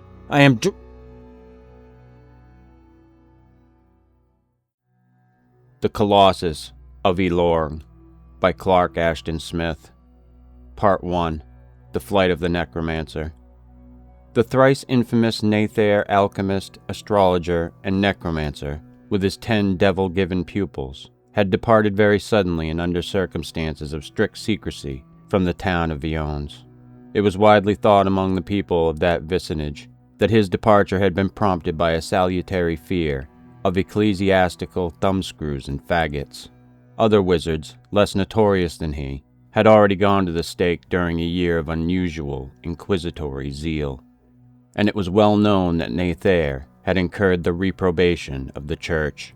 Few, therefore, considered the reason of his going a mystery, but the means of transit which he had employed, as well as the destination of the sorcerer and his pupils, were regarded as more than problematic. 1,000 dark and superstitious rumors were abroad, and passers made the sign of the cross when they neared the tall, gloomy house which Nathaire had built in blasphemous proximity to the great cathedral, and had filled with a furniture of satanic luxury and strangeness. 2 daring thieves who had entered the mansion when the fact of its desertion became well established reported that much of this furniture, as well as the books and other paraphernalia of Nathaire, had seemingly departed with its owner, doubtless to the same fiery bourne. This served to augment the unholy mystery, for it was patently impossible that Nathaire and his 10 apprentices, with several cartloads of household belongings, could have passed the ever-guarded city gates in any legitimate manner without the knowledge of the custodians. It was said by the more devout and religious moiety that the arch-fiend, with a legion of bat-winged assistants, had borne them away bodily at moonless midnight. There were clerics and also reputable burghers who professed to have seen the flight of man-like shapes upon the blotted stars together with others that were not men, and to have heard the wailing cries of the hell-bound crew as they passed in an evil cloud over the roofs and city walls. Others believed that the sorcerers had transported themselves from Vions through their own diabolic arts, and had withdrawn to some unfrequented fastness where Nathaire, who had long been in feeble health, could hope to die in such peace and serenity as might be enjoyed by one who stood between the flames of the auto-da-fe and those of Abaddon. It was thought that he had lately cast his own horoscope for the first time in his 50-odd years, and had read therein an impending conjunction of disastrous planets, signifying early death.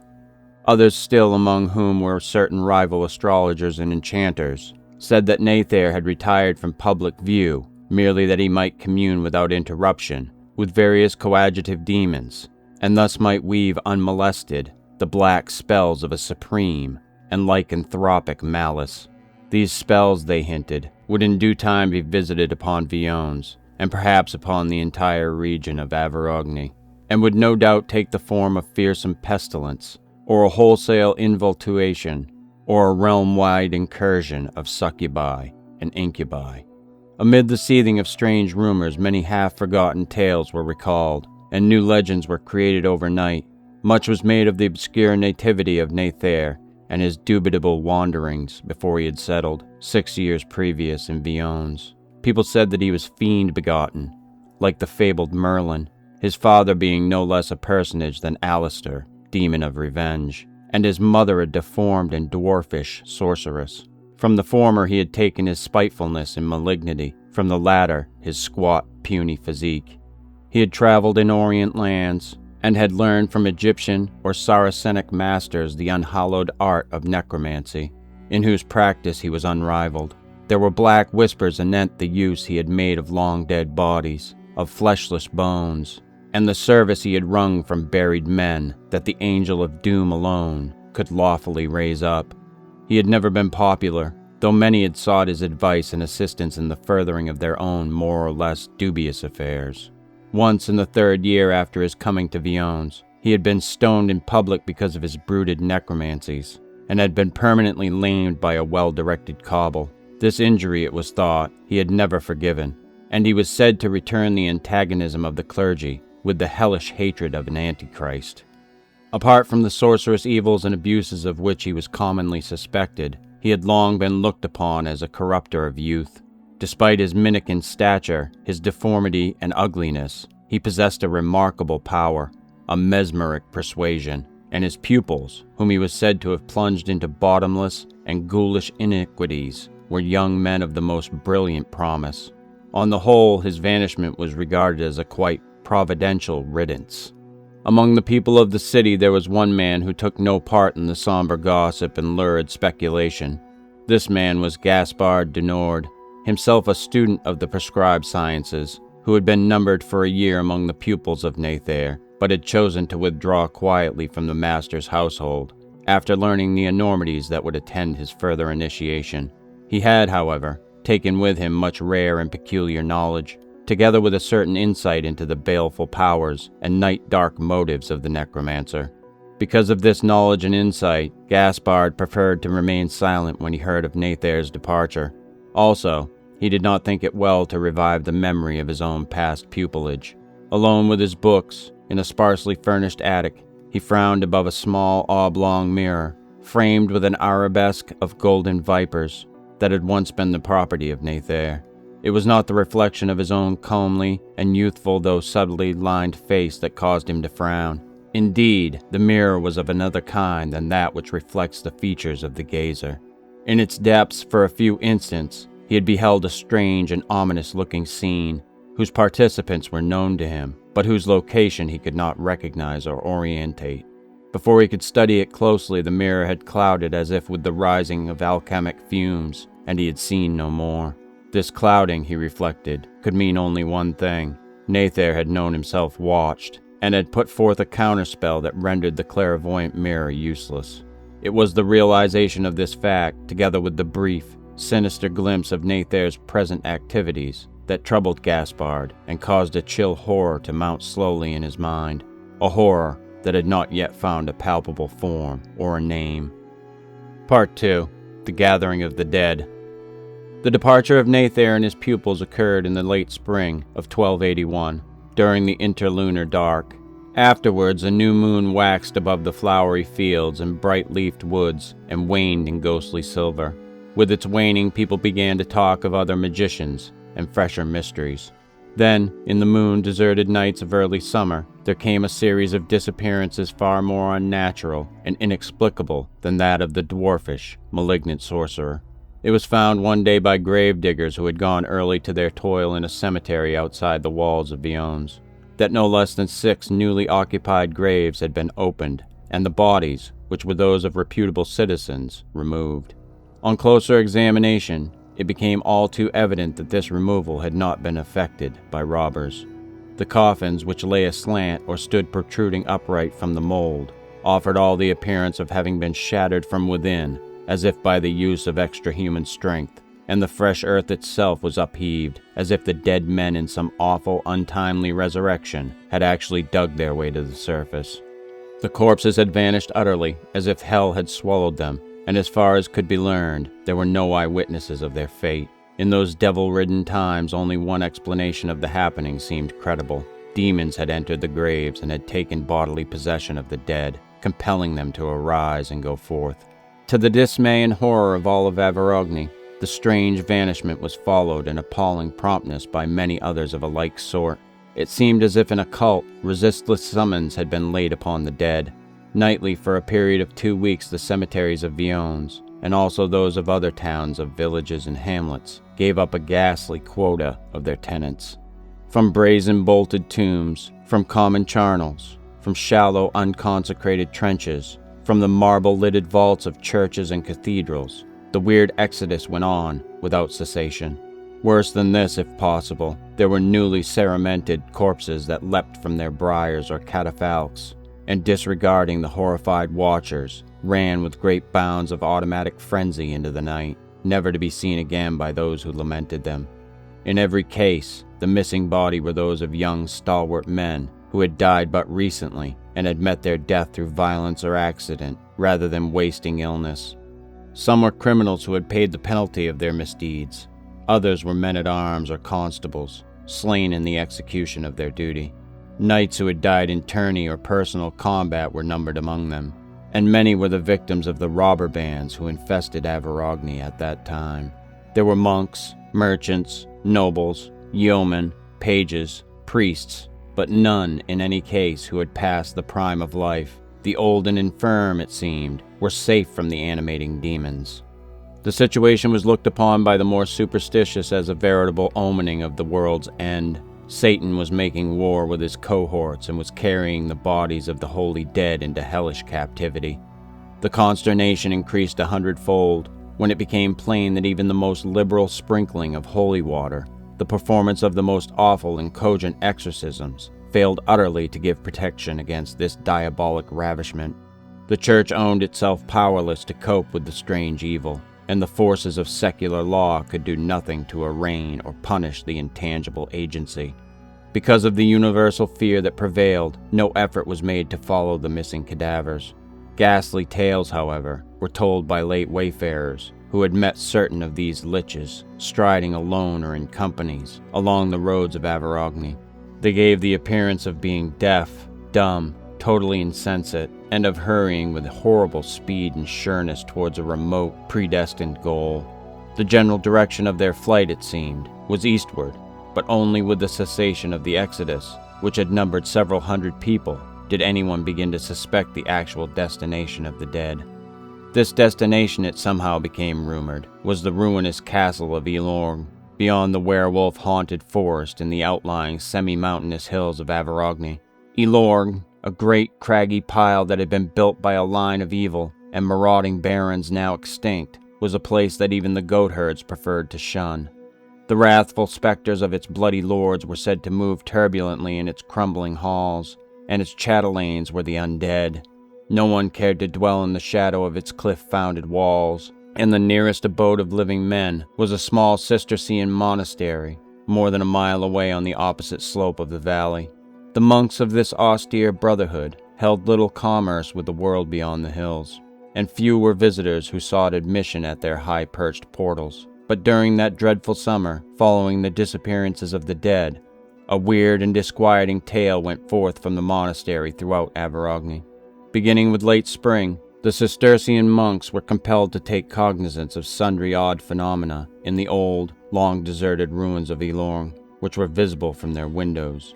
They beheld flaring lights where lights should not have been, flames of uncanny blue and crimson that shuddered behind the broken, weed-grown embrasures of rose starwards above the jagged crenellations. Hideous noises had issued from the ruin by night together with the flames, and the monks had heard a clangor as of hellish anvils and hammers, a ringing of gigantic armor and maces, and had deemed that Elorn was become a mustering ground of devils. Mephitic odors as of brimstone and burning flesh had floated across the valley, and even by day, when the noises were silent and the lights no longer flared, a thin haze of hell-blue vapor hung upon the battlements. It was plain, the monks thought, that the place had been occupied from beneath by the subterrestrial beings, for no one was seen to approach it by way of the bare, open slopes and crags. Observing these signs of the arch-foes' activity in their neighborhood, they crossed themselves with new fervor and frequency, and said their paters and aves with more interminably than before. Their toil and austerities also they redoubled. Otherwise, since the old castle was a place abandoned by men, they took no heed of the supposed occupation, deeming it well to mind their own affairs, unless in case of overt satanic hostility. They kept a careful watch, but for several weeks they saw no one who actually entered Elorn, or emerged therefrom, except for the nocturnal lights and noises, and the hovering vapor by day. There was no proof of tenantry, either human or diabolic.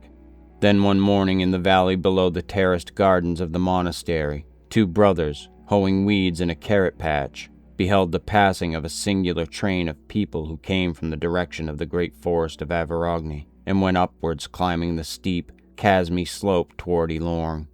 These people, the monks averred, were striding along in great haste, with stiff but flying steps, and all were strangely pale of feature, and were habited in the garments of the grave. The shrouds of some were torn and ragged, and all were dusty with travel or grimed with the mold of internment. The people numbered a dozen or more, and after them, at intervals, there came several stragglers, attired like the rest. With marvelous agility and speed, they mounted the hill and disappeared at length amid the lowering walls of Elorn. At this time, no rumor of the ravished graves and biers had reached the Cistercians. Their tale was brought to them later after they had beheld on many successive mornings the passing of small or great companies of the dead toward the devil-taken castle. Hundreds of these liches, they swore, had filed by beneath the monastery, and doubtless many others had gone past unnoted in the dark. None, however, were seen to come forth from Elorn, which had swallowed them up like the undisgorging pit. Though direly frightened and sorely scandalized, the brothers still thought it well to refrain from action.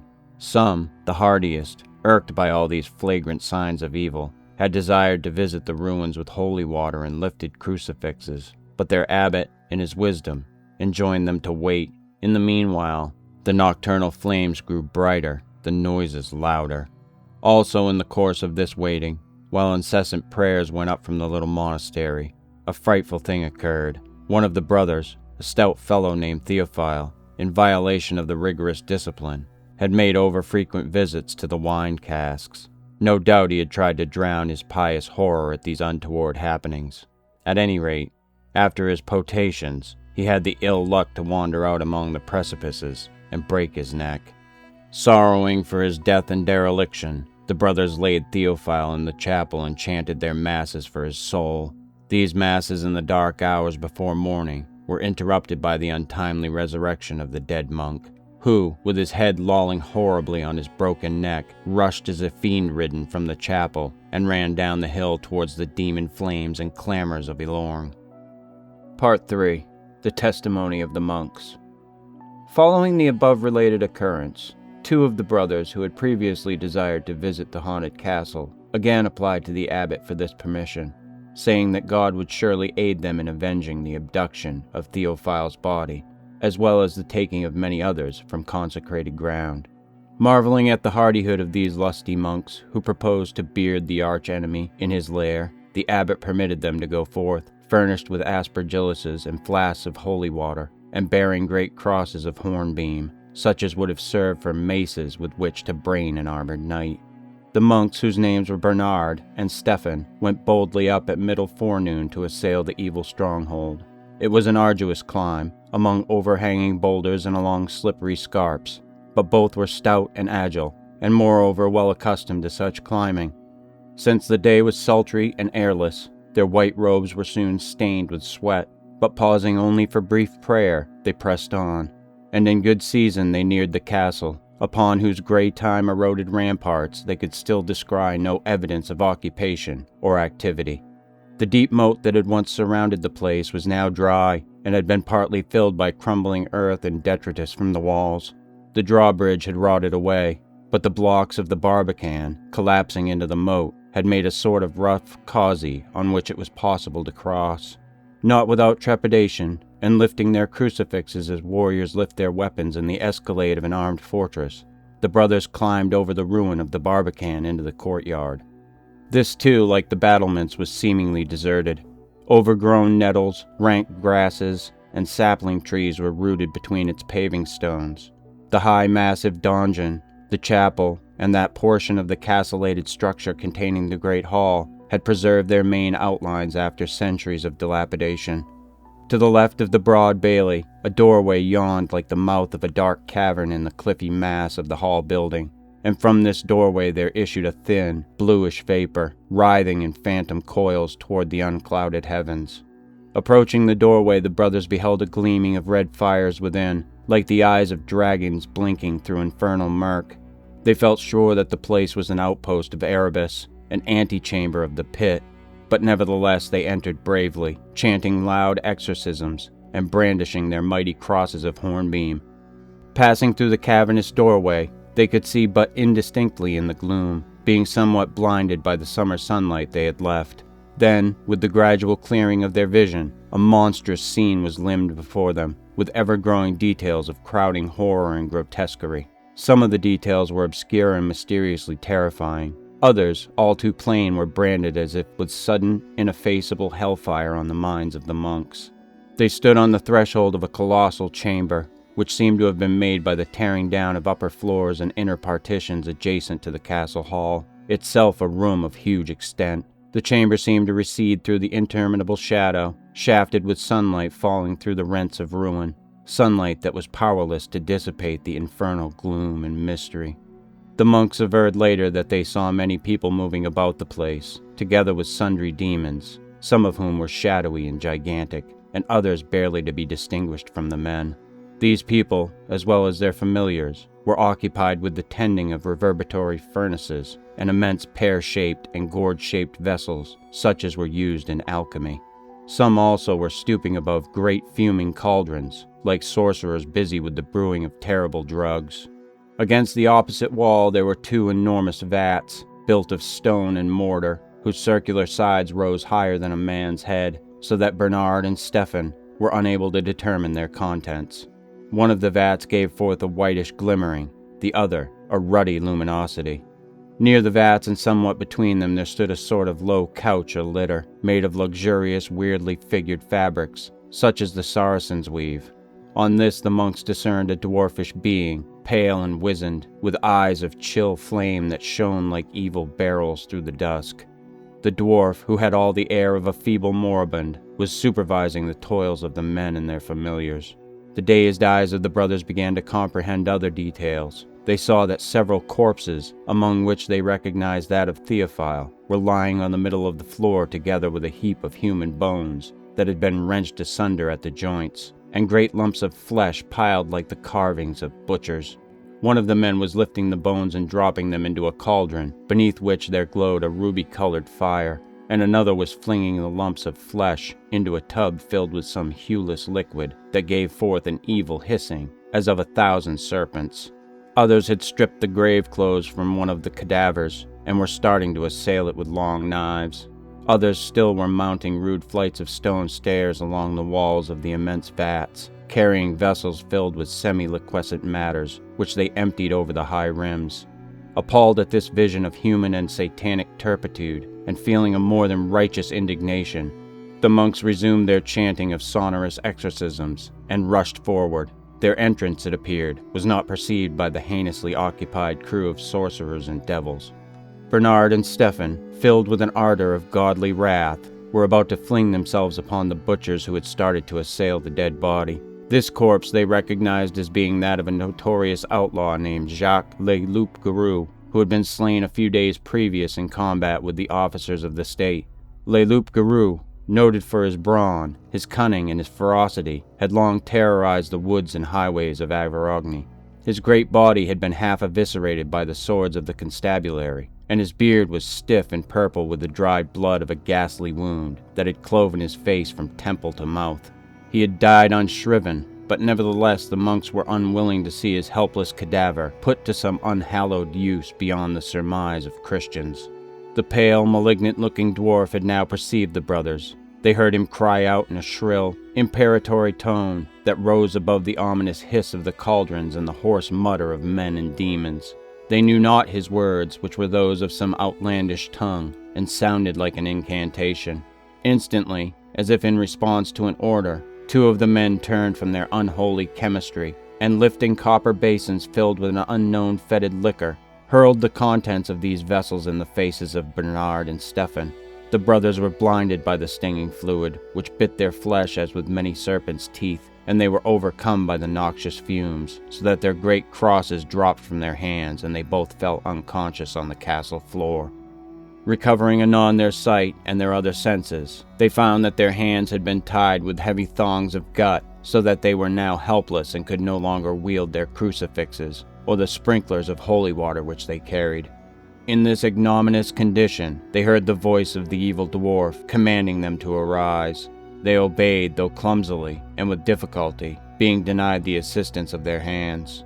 Bernard, who was still sick with the poisonous vapor he had inhaled, fell twice before he succeeded in standing erect, and his discomfiture was greeted with a cachinnation of foul, obscene laughter from the assembled sorcerers. Now standing, the monks were taunted by the dwarf, who mocked and reviled them, with appalling blasphemies such as could be uttered only by a bondservant of Satan.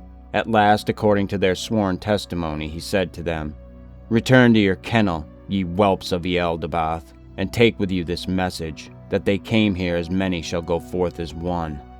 Then, in obedience to a dreadful formula spoken by the dwarf, 2 of the familiars, who had the shape of enormous and shadowy beasts, approached the body of Le Loup-Garou and that of brother Theophile.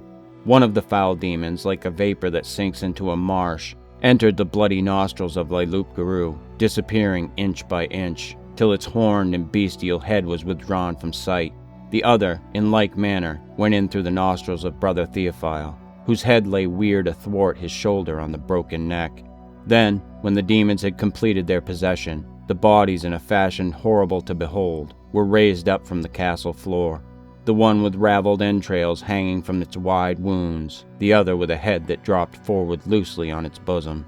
Then, animated by their devils, the cadavers took up the crosses of hornbeam that had been dropped by Stephen and Bernard, and using the crosses for bludgeons, they drove the monks in ignominious flight from the castle, amid a loud, tempestuous howling of infernal laughter from the dwarf and his necromantic crew. And the nude corpse of Le Loup-Garou and the robed cadaver of Theophile followed them far on the chasm-riven slopes below Elorn, striking great blows with the crosses, so that the backs of the two Cistercians were become a mass of bloody bruises. After a defeat so signal and crushing, no more of the monks were emboldened to go up against Elorn. The whole monastery thereafter devoted itself to triple austerities, to quadrupled prayers, and awaiting the unknown will of God, and the equally obscure machinations of the devil, maintained a pious faith that was somewhat tempered with trepidation. In time, through goatherds who visited the monks, the tale of Stephen and Bernard went forth throughout Averogny, adding to the grievous alarm that had been caused by the wholesale disappearance of the dead.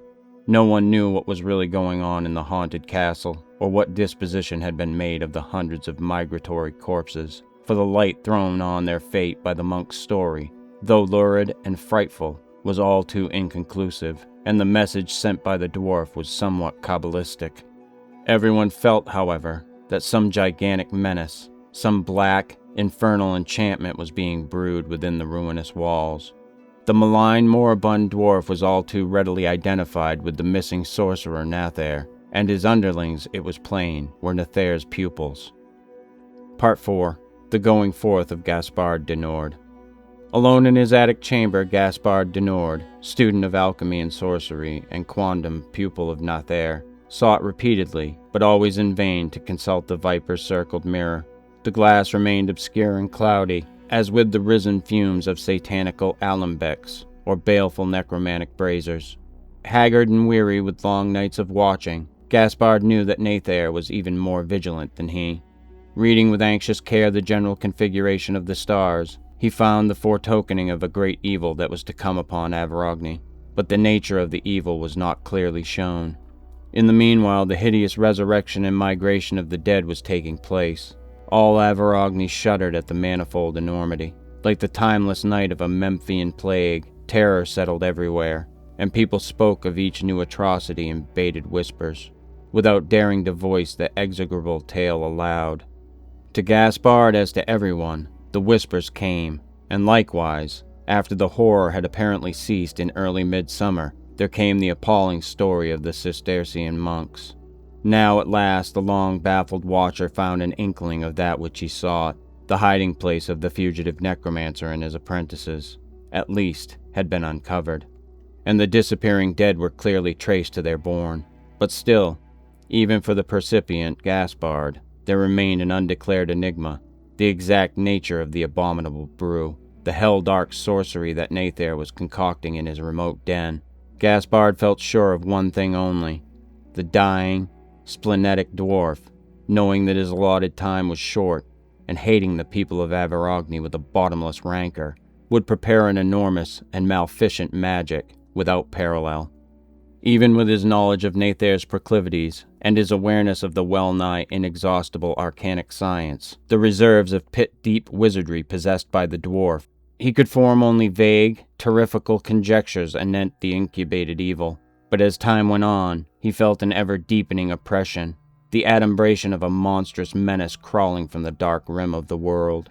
He could not shake off his disquietude, and finally he resolved, despite the obvious perils of such an excursion, to pay a secret visit to the neighborhood of Elorn.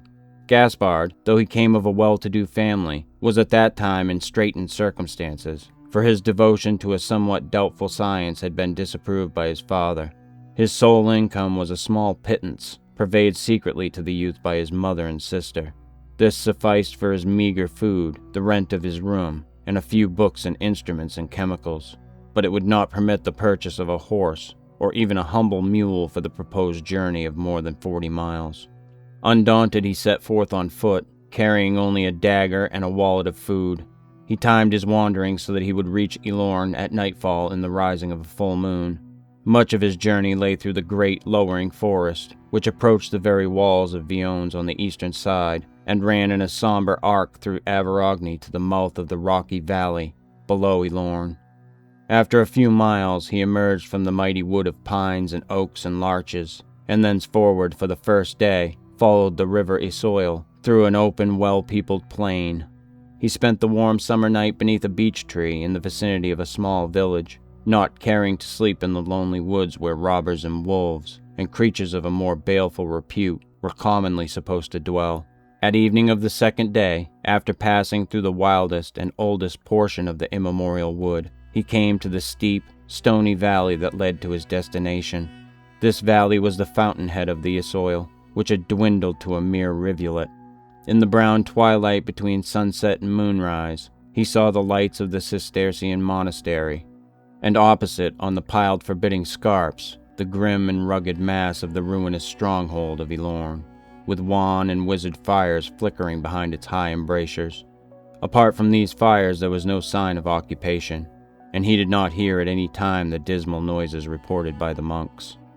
Gaspard waited till the round moon, yellow as the eye of some immense nocturnal bird, had begun to peer above the darkling valley. Then, very cautiously, since the neighborhood was strange to him, he started to make his way towards the somber brooding castle. Even for one well used to such climbing, the escalade would have offered enough difficulty and danger by moonlight. Several times finding himself at the bottom of a sheer cliff, he was compelled to retrace his hard-won progress, and often he was saved from falling only by stunted shrubs and briars that had taken root in the niggard soil. Breathless, with torn raiment and scored and bleeding hands, he gained at length the shoulder of the craggy height below the walls. Here he paused to recover breath and recuperate his flagging strength. He could see from his vantage the pale reflection of hidden flames that beat upwards on the inner walls of the high-built donjon. He heard a low hum of confused noises whose distance and direction were alike baffling. Sometimes they seemed to float downwards from the black battlements, sometimes to issue from the subterranean depths far in the hill. Apart from this remote, ambiguous hum, the night was locked in a mortal stillness. The very winds appeared to shun the vicinity of the dread castle. An unseen, clammy cloud of paralyzing evil hung removeless upon all things, and the pale, swollen moon, the patroness of witches and sorcerers, distilled her green poison above the crumbling towers in a silence older than time. Gaspard felt the obscenely clinging weight of a more burdenous thing than his own fatigue when he resumed his progress towards the barbican. Invisible webs of the waiting, ever-gathering evil seemed to impede him. The slow, noisome flapping of intangible wings was heavy in his face. He seemed to breathe a surging wind from unfathomable vaults and caverns of corruption. Inaudible howlings, derisive or minatory, thronged in his ears, and foul hands appeared to thrust him back. But bowing his head as if against a blowing gale, he went on and climbed the mounded ruin of the barbican into the weedy courtyard. The place was deserted to all seeming, and much of it was still deep in the shadows of the walls and turrets. Nearby, in the black, silver-crenellated pile, Gaspard saw the open, cavernous doorway described by the monks. It was lit from within by a lurid glare, wannish and eerie as marsh fires. The humming noise, now audible as a muttering of voices, issued from the doorway, and Gaspard thought he could see dark, sooty figures moving rapidly in the lit interior. Keeping in the farther shadows, he stole along the courtyard, making a sort of circuit amid the ruins. He did not dare to approach the open entrance for fear of being seen, though as far as he could tell, the place was unguarded. He came to the donjon on whose upper wall the wan light flickered obliquely through a sort of rift in the long building adjacent. This opening was at some distance from the ground, and Gaspard saw that it had been formerly the door to a stony balcony. A flight of broken steps led upwards along the wall to the half-crumbled remnant of this balcony, and it occurred to the youth that he might climb the steps and peer unobserved into the interior of Elorn. Some of the stairs were missing, and all were in heavy shadow. Gaspard found his way precariously to the balcony, pausing once in considerable alarm when a fragment of the worn stone loosened by his footfall dropped with a loud clattering on the courtyard flags below. Apparently it was unheard by the occupants of the castle, and after a little he resumed his climbing.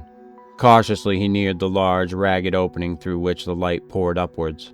Crouching on a narrow ledge which was all that remained of the balcony, he peered in on a most astounding and terrific spectacle, whose details were so bewildering that he could barely comprehend their import till after many minutes. It was plain that the story told by the monks, allowing for their religious bias, had been far from extravagant. Almost the whole interior of the half-ruined pile had been torn down and dismantled to afford room for the activities of Nathair. This demolition in itself was a superhuman task, for whose execution the sorcerer must have employed a legion of familiars as well as his 10 pupils. The vast chamber was fitfully illumined by the glare of athanors and braziers, and above all by the weird glimmering from the huge stone vats. Even from this high vantage, the watcher could not see the contents of those vats, but a white luminosity poured upwards from the rim of one of them, and a flesh-tinted phosphorescence from the other.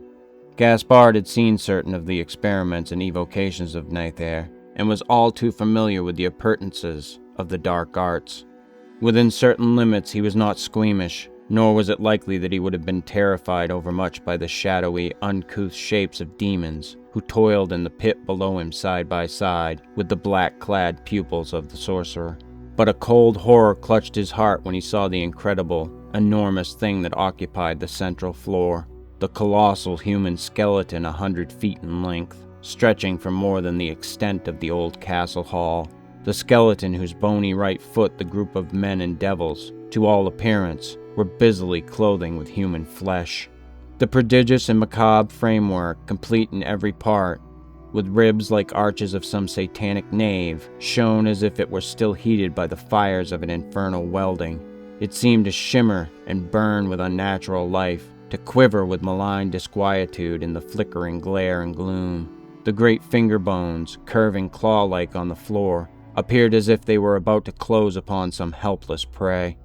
The tremendous teeth were set in an everlasting grin of sardonic cruelty and malice. The hollow eye sockets, deep as Tartarian wells, appeared to seethe with myriad mocking lights like the eyes of elementals, swimming upwards in obscene shadow.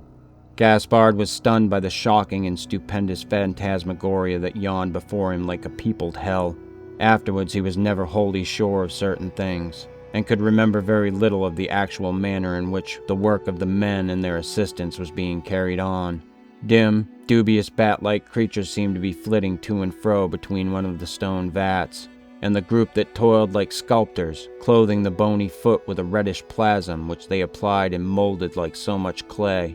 Gaspard thought, but was not certain later, that this plasm, which gleamed as if with mingled blood and fire, was being brought from the rosy litten vat in vessels borne by the claws of the shadowy flying creatures.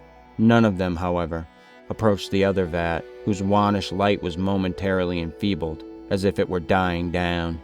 He looked for the minikin figure of Nathair, whom he could not distinguish in the crowded scene. The sick necromancer, if he had not already succumbed to the little-known disease that had long wasted him like an inward flame, was no doubt hidden from view by the colossal skeleton, and was perhaps directing the labors of the men and demons from his couch. Spellbound on that precarious ledge, the watcher failed to hear the furtive, cat-like feet that were climbing behind him on the ruinous stairs. Too late, he heard the clink of a loose fragment close upon his heels, and turning in startlement, he toppled into sheer oblivion beneath the impact of a cudgel-like blow, and did not even know that the beginning fall of his body towards the courtyard had been arrested by his assailant's arms. Part 5. The Horror of Elorn. Gaspard, returning from his dark plunge into Lethian emptiness, found himself gazing into the eyes of Nathair, those eyes of liquid night and ebony, in which swam the chill malignant fires of stars that had gone down to irredeemable perdition. For some time, in the confusion of his senses, he could see nothing but the eyes, which seemed to have drawn him forth like baleful magnets from his swoon. Apparently disembodied, or set in a face too vast for human cognizance, they burned before him in chaotic murk. Then by degrees, he saw the other features of the sorcerer, and the details of a lurid scene, and became aware of his own situation. Trying to lift his hands to his aching head, he found that they were bound tightly together at the wrists. He was half lying, half leaning against an object with hard planes and edges that irked his back. This object he discovered to be a sort of alchemic furnace, or athanor, part of a litter of disused apparatus that stood or lay on the castle floor. Couples, aludels, cucurbits, like enormous gourds and globes, were mingled in strange confusion with the piled, iron-clasped books and the sooty cauldrons and braziers of a darker science.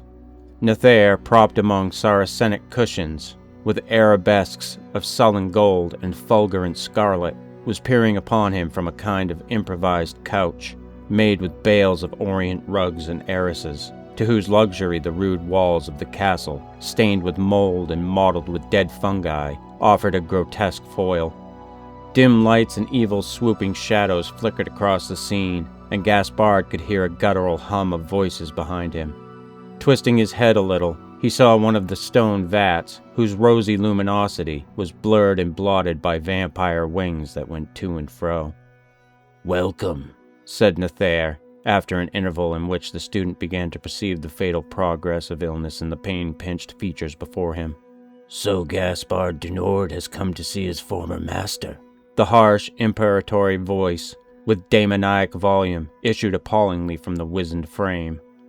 "I have come," said Gaspard in a laconic echo. "Tell me, what devil's work is this in which I find you engaged? And what have you done with the dead bodies that were stolen by your accursed familiars?" The frail, dying body of Nethair, as if possessed by some sardonic fiend, rocked to and fro on the luxurious couch in a long, violent gust of laughter, without other reply.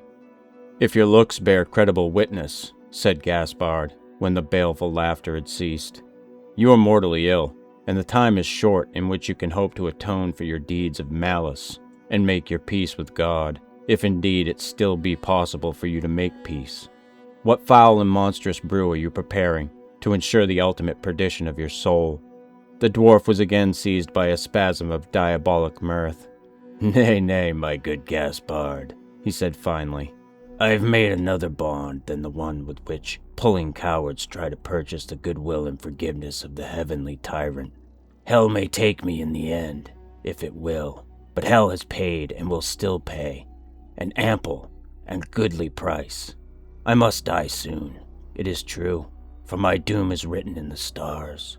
But in death, by the grace of Satan, I live again, and shall go forth endowed with the mighty thews of the Anakim, to visit vengeance on the people of Averogny, who have long hated me for my necromantic wisdom, and have held me in derision for my dwarf stature."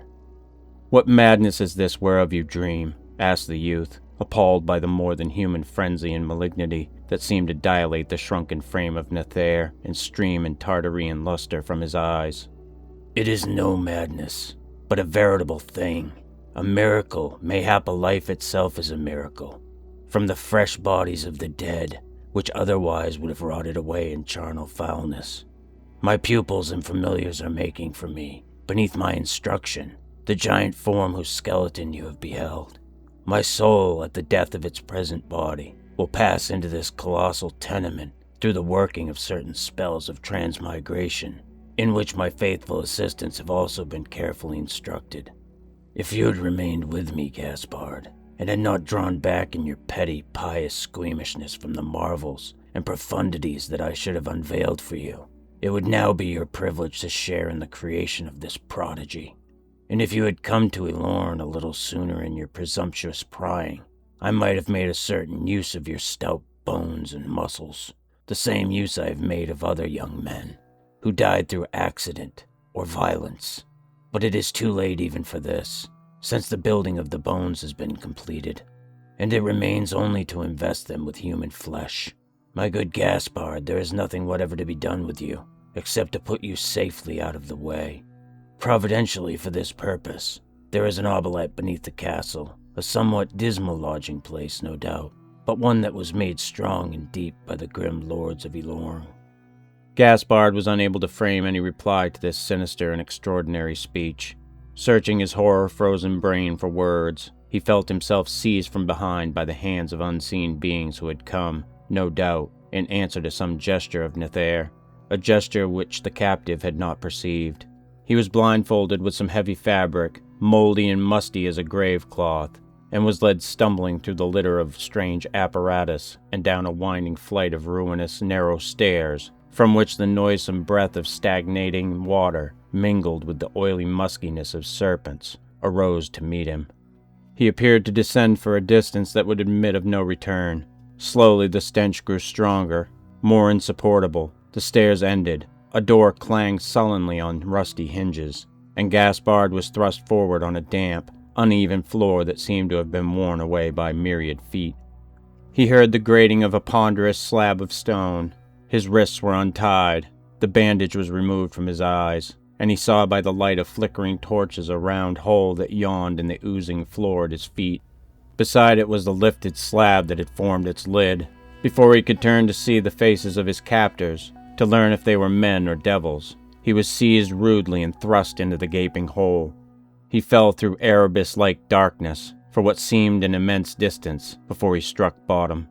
Lying half-stunned in a shallow, fetid pool, he heard the funereal thud of the heavy slab as it slid back into place far above him. Part 6. The Vaults of Elorn. Gaspard was revived after a while by the chilliness of the water in which he lay. His garments were half soaked, and the slimy mephitic pool, as he discovered by his first movement, was within an inch of his mouth. He could hear a steady, monotonous dripping somewhere in the rayless night of his dungeon. He staggered to his feet, finding that his bones were still intact, and began a cautious exploration. Foul drops fell upon his hair and lifted face as he moved. His feet slipped and splashed in the rotten water. There were angry, vehement hissings, and serpentine coils slithered coldly across his ankles. He soon came to a rough wall of stone, and following the wall with his fingertips, he tried to determine the extent of the oblet. The place was more or less circular, without corners, and he failed to form any just idea of its circuit. Somewhere in his wanderings, he found a shelving pile of rubble that rose above the water, against the wall, and here, for the sake of comparative dryness and comfort, he ensconced himself, after dispossessing a number of outraged reptiles. These creatures, it seemed, were inoffensive, and probably belonged to some species of water snake, but he shivered at the touch of their clammy scales. Sitting on the rubble heap, Gaspard reviewed in his mind the various horrors of a situation that was infinitely dismal and desperate. He had learned the incredible, soul-shaking secret of Elorn, the unimaginably monstrous and blasphemous project of Nether, but now, immured in this noisome hole, as in a subterranean tomb, in depths beneath the devil-haunted pile, he could not even warn the world of imminent menace. The wallet of food, now more than half empty, with which he had started from Vion's, was still hanging at his back, and he assured himself by investigation that his captors had not troubled to deprive him of his dagger. Gnawing a crust of stale bread in the darkness, and caressing with his hand the hilt of the precious weapon, he sought for some rift in the all-environing despair. He had no means of measuring the black hours that went over him with the slowness of a slime-clogged river, crawling in blind silence to a subterranean sea. The ceaseless drip of water, probably from sunken hill springs that had supplied the castle in former years, alone broke the stillness.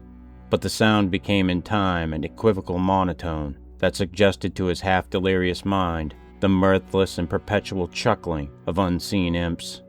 At last, from sheer bodily exhaustion, he fell into troubled, nightmare-ridden chamber. He could not tell if it were night or noon in the world without when he awakened, for the same stagnant darkness, unrelieved by ray or glimmer, brimmed the oblet. Shivering, he became aware of a steady draught that blew upon him. A dank, unwholesome air, like the breath of unsunned vaults, that had wakened into cryptic life and activity during his sleep. He had not noticed the draught heretofore, and his numb brain was startled into sudden hope by the intimation which it conveyed. Obviously there was some underground rift or channel through which the air entered, and this rift might somehow prove to be a place of egress from the oblet. Getting to his feet, he groped uncertainly forward in the direction of the draught. He stumbled over something that cracked and broke beneath his heels, and narrowly checked himself from falling on his face in the slimy, serpent-haunted pool. Before he could investigate the obstruction or resume his blind groping, he heard a harsh, grating noise above, and a wavering shaft of yellow light came down through the oblet's open mouth. Dazzled, he looked up, and saw the round hole 10 or 12 feet overhead, through which a dark hand had reached down with a flaring torch. A small basket containing a loaf of coarse bread and a bottle of wine was being lowered at the end of a cord. Gaspard took the bread and wine, and the basket was drawn up. Before the withdrawal of the torch and the redepositing of the slab, he contrived to make a hasty survey of his dungeon. The place was roughly circular, as he had surmised, and was perhaps 15 feet in diameter. The thing over which he had stumbled was a human skeleton, lying half on the rubble heap, half in the filthy water.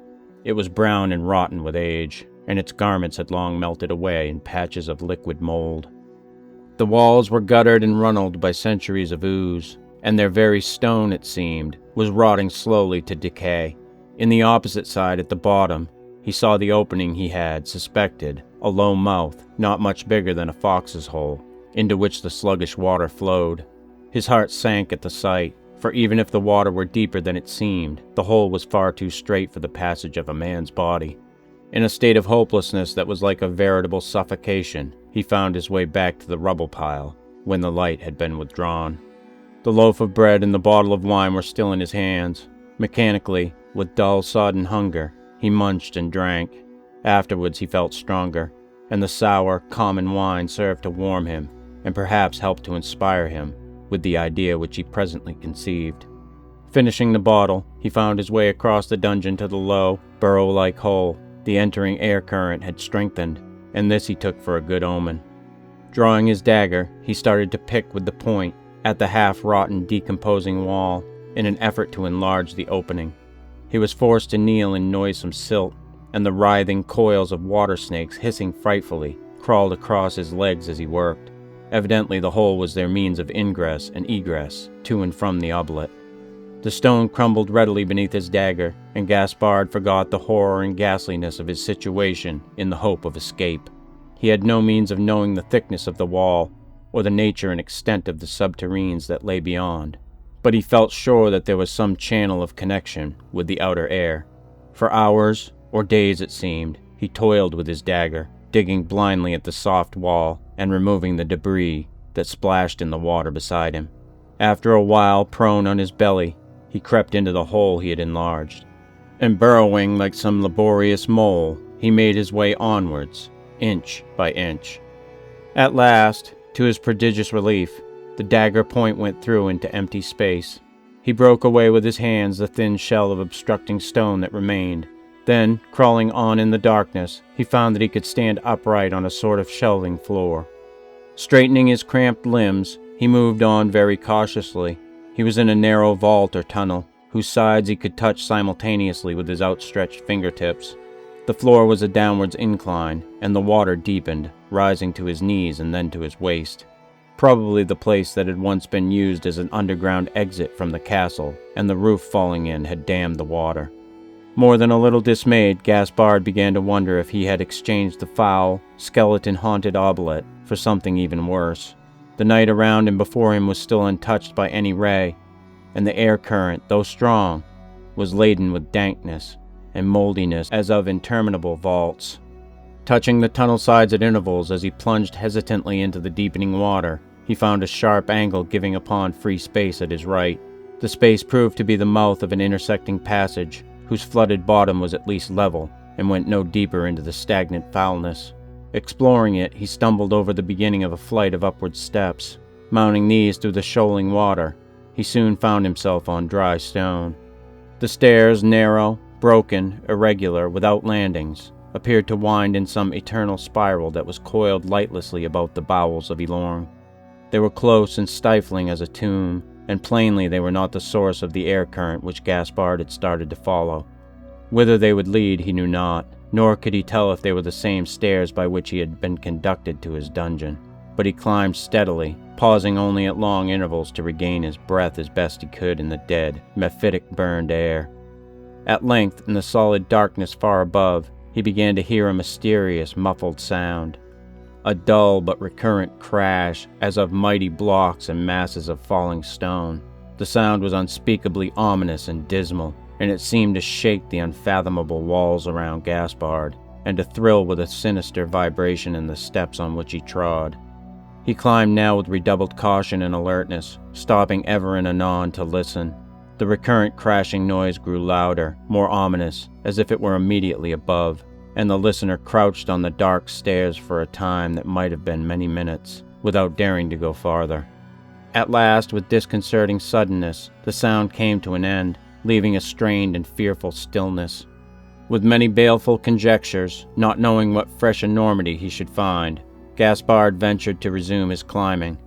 Again, in the blank, solid stillness, he was met by a sound, the dim, reverberant chanting of voices, as in some satanic mass or liturgy, with dirge-like cadences that turned to intolerably soaring paeans of evil triumph.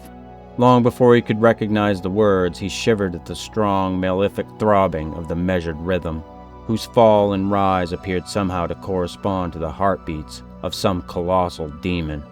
The stairs turned for the 100th time in their torturous spiral, and coming forth from that long midnight, Gaspard blinked in the wan glimmering that streamed toward him from above. The choral voices met him in a more sonorous burst of infernal sound, and he knew the words for those of a rare and potent incantation, used by sorcerers for a supremely foul, supremely maleficent purpose. Affrightedly as he climbed the last steps, he knew the thing that was taking place amid the ruins of Elorn. Lifting his head warily above the castle floor, he saw that the stairs ended in a far corner of the vast room in which he had beheld Nether's unthinkable creation. The whole extent of the internally dismantled building lay before him, filled with a weird glare in which the beams of the slightly gibbous moon were mingled with the ruddy flames of dying Athenors and the coiling, multicolored tongues that rose from necromantic braziers. Gaspard for an instant was puzzled by the flood of full moonlight amid the ruins. Then he saw that almost the whole inner wall of the castle, giving on the courtyard, had been removed. It was the tearing down of the prodigious blocks, no doubt, through an extra-human labor levied by sorcery that he had heard during his ascent from the subterranean vaults. His blood curdled. He felt an actual horripilation as he realized the purpose for which the wall had been demolished. It was evident that a whole day and a part of another night had gone by since his immurement, for the moon rode high in the pale sapphire welkin. Bathed in its chilly glare, the huge vats no longer emitted their eerie and electric phosphorescence. The couch of Saracen fabrics, on which Gaspard had beheld the dying dwarf, was now half hidden from view by the mounting fumes of braziers and thuribles, amid which the sorcerer's 10 pupils, clad in sable and scarlet, were performing their hideous and repugnant rite with its maleficially measured litany. Fearfully, as one who confronts an apparition reared up from nether hell, Gaspard beheld the colossus that lay inert as if in cyclopean sleep on the castle flags.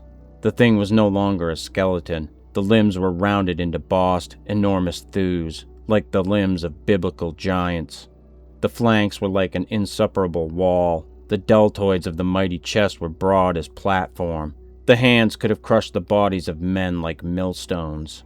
But the face of the stupendous monster, seen in profile athwart the pouring moon, was the face of the satanic dwarf, Nether, re-magnified 100 times, but the same in its implacable madness and malevolence. The vast bosom seemed to rise and fall, and during a pause of the necromantic ritual, Gaspard heard the unmistakable sound of a mighty respiration.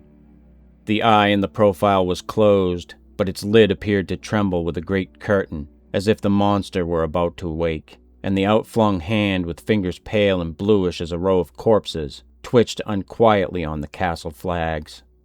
An insupportable terror seized the watcher, but even this terror could not induce him to return to the noisome vaults he had left. With infinite hesitation and trepidation, he stole forth from the corner, keeping in a zone of even shadow that flanked the castle wall. As he went, he saw for a moment through bellying folds of vapor the couch on which the shrunken form of Nether was lying, pallid and motionless. It seemed that the dwarf was dead, or had fallen into a stupor preceding death. Then the choral voices, crying their dreadful incantation, rose higher in satanic triumph. The vapors eddied like a hell-born cloud, coiling about the sorcerers in python-shaped volumes, and hiding again the orient couch and its corpse-like occupant. A thraldom of measureless evil oppressed the air. Gaspard felt that the awful transmigration, evoked and implored with ever-swelling liturgic blasphemies, was about to take place, and perhaps, already occurred. He thought that the breathing giant stirred, like one who tosses in light slumber. Soon, the towering, massively recumbent hulk was interposed between Gaspard and the chanting necromancers. They had not seen him, and he now dared to run swiftly, and gained the courtyard unpursued and unchallenged.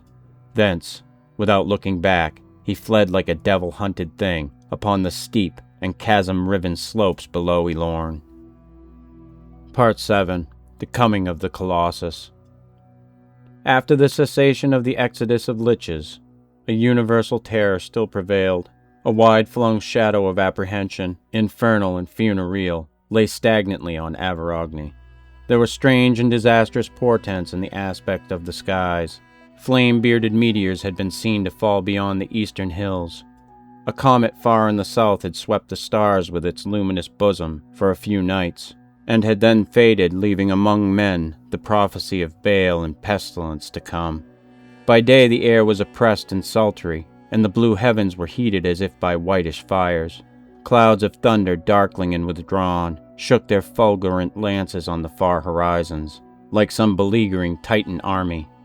A murrain, such as would come from the working of wizard spells, was abroad among the cattle.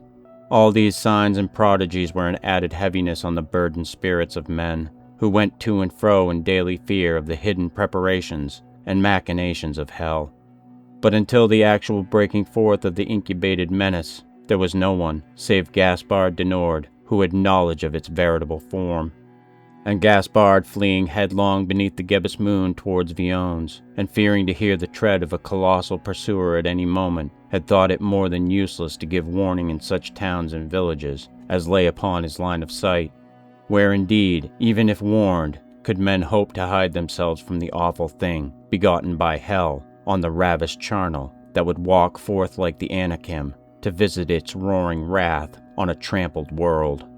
So all that night and throughout the day that followed, Gaspard de Nord, with the dried slime of the oblet on his briar-shredded raiment, plunged like a madman through the towering woods that were haunted by robbers and werewolves. The westward falling moon flickered in his eyes betwixt the gnarled somber boles as he ran, and the dawn overtook him with the pale shafts of its searching arrows. The noon poured over him its white sultriness, like furnace-heated metal sublimed into light, and the clotted filth that clung to his tatters was again turned into slime by his own sweat. But still he pursued his nightmare-harried way, while a vague, seemingly hopeless plan took form in his mind.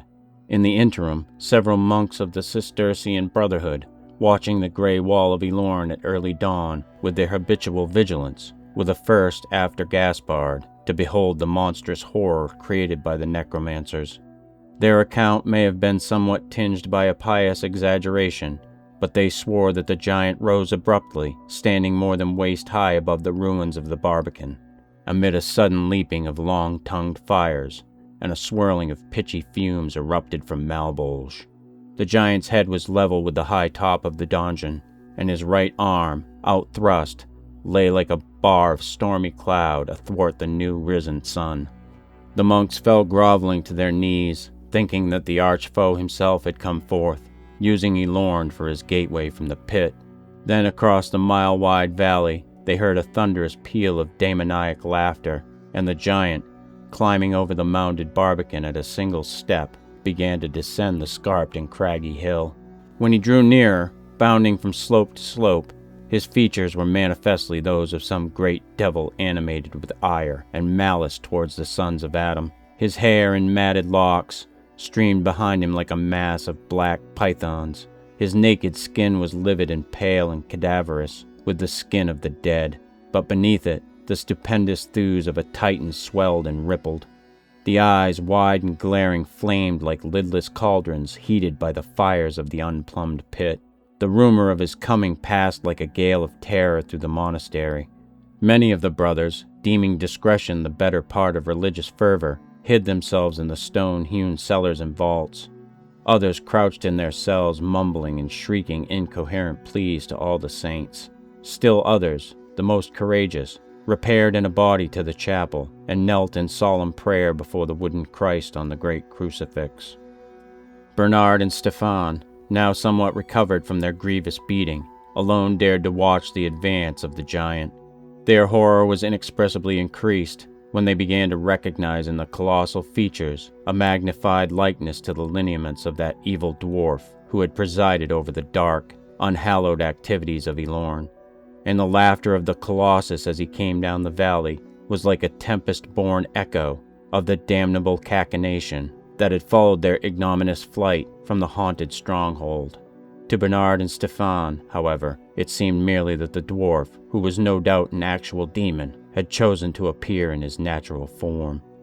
Pausing in the valley bottom, the giant stood opposite the monastery with his flame-filled eyes on a level with the window from which Bernard and Stefan were peering. He laughed again, an awful laugh, like a subterranean rumbling, and then, stooping, he picked up a handful of boulders as if they had been pebbles, and proceeded to pelt the monastery. The boulders crashed against the walls as if hurled from great catapults or mangonels of war, but the stout building held though shaking grievously. Then with both hands the Colossus tore loose an immense rock that was deeply embedded in the hillside, and lifting this rock, he flung it at the stubborn walls. The tremendous mass broke an entire side of the chapel, and those who had gathered therein were found later, crushed into bloody pulp amid the splinters of their carven Christ. After that, as if disdaining to palter any further with a prey so insignificant, the Colossus turned his back on the little monastery, and like some fiend-born Goliath, went roaring down the valley into Averogny. As he departed, Bernard and Stefan, still watching from their window, saw a thing they had not perceived heretofore, a huge basket made of planking that hung suspended by ropes between the giant's shoulders. In the basket, 10 men, the pupils and assistants of Nether, were being carried like so many dolls or puppets in a peddler's pack. Of the subsequent wanderings and depredations of the Colossus, 100 legends were long current throughout Averogny, tales of an unexampled ghastliness, a wanton diabolism, without parallel in all the histories of that demon-pestered land. The goatherds of the hills below Elorn saw him coming, and fled with their nimble-footed flocks to the highest ridges. To these he paid little heed, merely trampling them down like beetles when they could not escape from his path. Following the hill stream that was the source of the river Isoil, he came to the verge of the great forest, and here it is related, he tore up a towering ancient pine by the roots, and snapping off the mighty boughs with his hand, shaped it into a cudgel which he carried henceforward. With this cudgel, heavier than a battering ram, he pounded into shapeless ruin a wayside shrine in the outer woods. A hamlet fell in his way, and he strode through it, beating in the roofs, toppling the walls, and crushing the inhabitants beneath his feet. To and fro in a mad frenzy of destruction, like a death-drunken cyclops, he wandered all that day. Even the fierce beasts of the woodland ran from him in fear. The wolves in mid-hunt abandoned their quarry and retired, howling dismally with terror to their rocky dens. The black, savage hunting dogs of the forest barons would not face him, and hid whimpering in their kennels. Men heard his mighty laughter, his stormy bellowing. They saw his approach from a distance of many leagues, and fled or concealed themselves as best they could. The lords of moated castles called in their men-at-arms, drew up their drawbridges, and prepared as if for the siege of an army.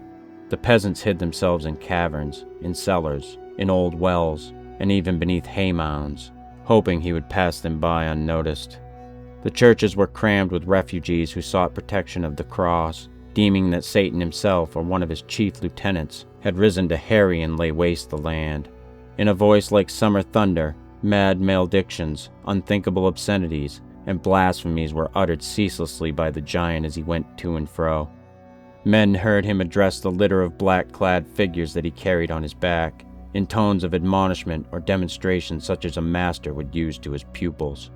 People who had known Nether recognized the incredible likeness of the huge features, the similarity of the swollen voice to his. A rumor went abroad that the dwarf sorcerer, through his loathly bond with the adversary, had been permitted to transfer his hateful soul into this titanic form, and bearing his pupils with him, had returned to vent an insatiable ire, a bottomless rancor, on the world that had mocked him for his puny physique and reviled him for his sorcery.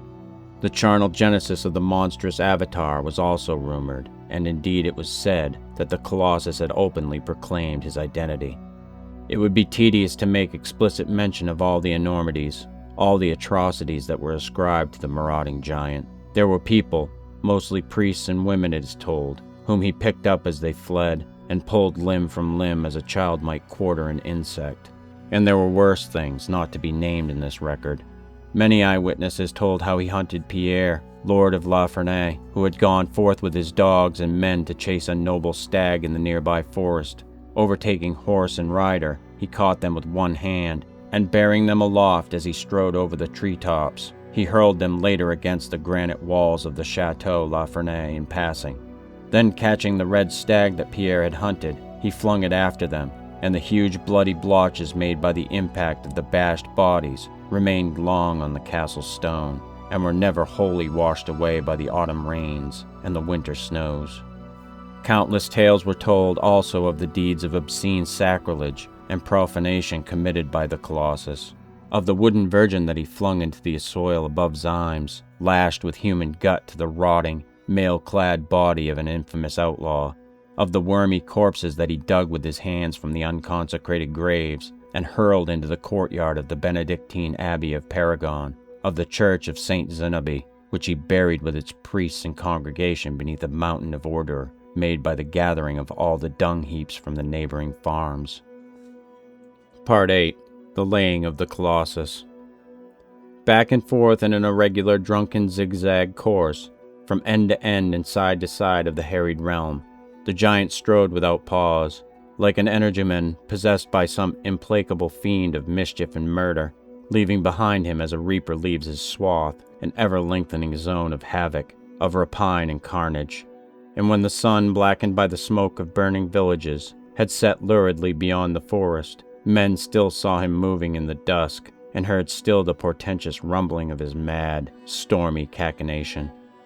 Nearing the gates of Vion's at sunset, Gaspard de Nord saw behind him, through gaps in the ancient wood, the far-off head and shoulders of the terrible Colossus, who moved along the assoil, stooping from sight at intervals in some horrid deed. Though numb with weariness and exhaustion, Gaspard quickened his flight. He did not believe, however, that the monster would try to invade Vion's, the especial object of Nether's hatred and malice, before the following day. The evil soul of the sorceress dwarf, exulting in its almost infinite capacity for harm and destruction, would defer the crowning act of vengeance, and would continue to terrorize during the night the outlying villages and rural districts. In spite of his rags and filth, which rendered him practically unrecognizable and gave him a most disreputable air, Gaspard was admitted without question by the guards at the city gate. Vion's was already thronged with people who had fled to the sanctuary of its stout walls from the adjacent countryside, and no one, not even of the most dubious character, was denied admittance. The walls were lined with archers and pike-bearers, gathered in readiness to dispute the entrance of the giant. Crossbowmen were stationed above the gates, and mangonels were mounted at short intervals along the entire circuit of the ramparts. The city seethed and hummed like an agitated hive. Hysteria and pandemonium prevailed in the streets. Pale, panic-stricken faces milled everywhere in an aimless stream. Hurrying torches flared dolorously in the twilight that deepened as if with the shadow of impending wings arisen from Erebus. The gloom was clogged with intangible fear, with webs of stifling oppression. Through all this rout of wild disorder and frenzy, Gaspard, like a spent but indomitable swimmer, breasting some tide of eternal, viscid nightmare, made his way slowly to his attic lodgings. Afterwards, he could scarcely remember eating and drinking. Overworn beyond the limit of bodily and spiritual endurance, he threw himself down on his pallet, without removing his ooze-stiffened tatters, and slept soddenly till an hour halfway between midnight and dawn. He awoke with the death-pale beams of the gibbous moon shining upon him through his window, and rising, spent the balance of the night in making certain occult preparations which, he felt, offered the only possibility of coping with the fiendish monster that had been created and animated by Nether.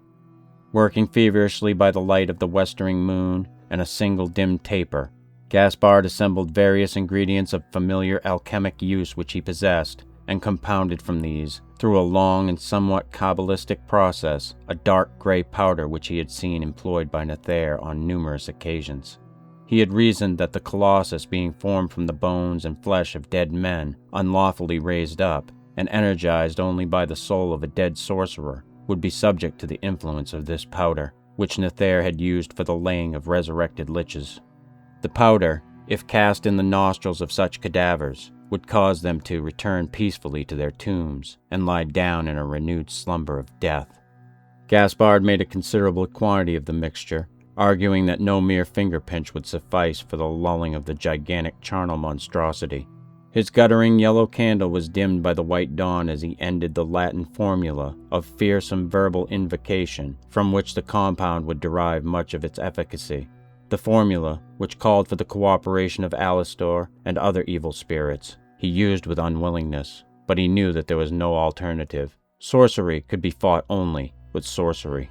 Morning came with new terrors to Viones. Gaspard had felt, through a sort of intuition, that the vengeful colossus who was said to have wandered with unhuman tirelessness and diabolic energy all night through Averogny would approach the hated city early in the day. His intuition was confirmed, for scarcely had he finished his occult labors when he heard a mounting hubbub in the streets, and above the shrill, dismal clamor of frightened voices, the far-off roaring of the giant. Gaspard knew that he must lose no time if he were to post himself in a place of vantage from which he could throw his powder into the nostrils of the 100-foot colossus. The city walls and even most of the church spires were not lofty enough for this purpose, and a brief reflection told him that the great cathedral, standing at the core of Viones, was the one place from whose roof he could front the invader with success. He felt sure that the men-at-arms on the walls could do little to prevent the monster from entering and wreaking his malevolent will. No earthly weapon could injure a being of such bulk and nature, for even a cadaver of normal size, reared up in this fashion, could be shot full of arrows or transfixed by a dozen pikes without retarding its progress. Hastily he filled a huge leathern pouch with the powder, and carrying the pouch at his belt, he joined the agitated press of people in the street. Many were fleeing towards the cathedral, to seek the shelter of its august sanctity, and he had only to let himself be borne along by the frenzy-driven stream. The cathedral nave was packed with worshippers, and solemn masses were being said by priests whose voices faltered at times with inward panic. Unheeded by the wan, despairing throng, Gaspard found a flight of coiling stairs that led tortuously to the gargoyle-warded roof of the high tower. Here he posted himself, crouching behind the stone figure of a cat-headed griffin. From his vantage he could see, beyond the crowded spires and gables, the approaching giant, whose head and torso loomed above the city walls. A cloud of arrows, visible even at that distance, rose to meet the monster, who apparently did not even pause to pluck them from his hide. Great boulders hurled from the mangonels were no more to him than a pelting of gravel. The heavy bolts of arbalest, embedded in his flesh, were mere slivers. Nothing could stay his advance. The tiny figures of a company of pikemen who opposed him without thrust weapons, swept from the wall above the eastern gate by a single sidelong blow of the 70-foot pine that he bore for a cudgel. Then, having cleared the wall, the colossus climbed over it into Viones. Roaring, chuckling, laughing like a maniacal cyclops, he strode along the narrow streets between houses that rose only to his waist, trampling without mercy everyone who would not escape in time, and smashing in the roofs with stupendous blows of his bludgeon. With a push of his left hand he broke off the protruding gables, and overturned the church steeples with their bells clanging in dolorous alarm as they went down. A woeful shrieking and wailing of hysteria-laden voices accompanied his passing. Straight towards the cathedral he came, as Gaspard had calculated, feeling that the high edifice would be made the special butt of his malevolence. The streets were now emptied of people, but as if to hunt them out and crush them in their hiding places, the giant thrust his cudgel like a battering ram through walls and windows and roofs as he went by. The ruin and havoc that he left was indescribable. Soon he loomed opposite the cathedral tower, on which Gaspard waited behind the gargoyle. His head was level with the tower, and his eyes flamed like wells of burning brimstone as he drew near.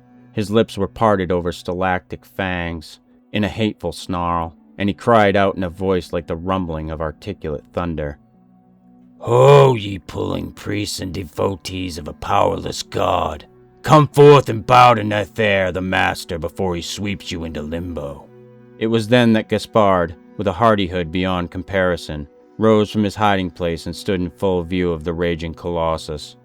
"Draw nearer, Nether, if indeed it be you, foul robber of tombs and charnels," he taunted. "Come close, for I would hold speech with you." A monstrous look of astonishment dimmed the diabolic rage on the colossal features. Peering at Gaspard as if in doubt or incredulity, the giant lowered his lifted cudgel and stepped close to the tower, till his face was only a few feet from the intrepid student. Then, when he had apparently convinced himself of Gaspard's identity, the look of maniacal wrath returned, flooding his eyes with Tartarean fire and twisting his lineaments into a mask of Apollyon-like malignity. His left arm came up in a prodigious arc, with twitching fingers that poised horribly above the head of the youth, casting upon him a vulture-black shadow in the full-risen sun. Gaspard saw the white, startled faces of the necromancer's pupils, peering over his shoulder from their plank-built basket. "Is it you, Gaspard, my recreant pupil?" the Colossus roared stormily. "I thought you were rotting in the obelisk beneath Elorn, and now I find you perched atop of this accursed cathedral, which I am about to demolish. You had been far wiser to remain where I left you, my good Gaspard." His breath as he spoke blew like a charnel-polluted gale on the student. His vast fingers, with blackened nails like shovel blades, hovered in ogreish menace. Gaspard had furtively loosened his leathern pouch that hung at his belt, and had untied its mouth. Now, as the twitching fingers descended towards him, he emptied the contents of the pouch in the giant's face, and the fine powder, mounting in a dark gray cloud, obscured the snarling lips and palpitating nostrils from his view. Anxiously he watched the effect, fearing that the powder might be useless after all, against the superior arts and satanical resources of Nether. But miraculously as it seemed, the evil lambents died in the pit-deep eyes, as the monster inhaled the flying cloud. His lifted hand, narrowly missing the crouching youth in its sweep, fell lifelessly at his side. The anger was erased from the mighty, contorted mask, as if from the face of a dead man. The great cudgel fell with a crash to the empty street, and with drowsy lurching steps and listless hanging arms, the giant turned his back to the cathedral and retraced his way through the devastated city. He muttered dreamily to himself as he went, and people who heard him swore that the voice was no longer the awful thunder-swollen voice of Nether, but the tones and accents of a multitude of men, amid which the voices of certain of the ravished dead were recognizable. And the voice of Nether himself, no louder now than in life, was heard at intervals through the manifold mutterings, as if protesting angrily.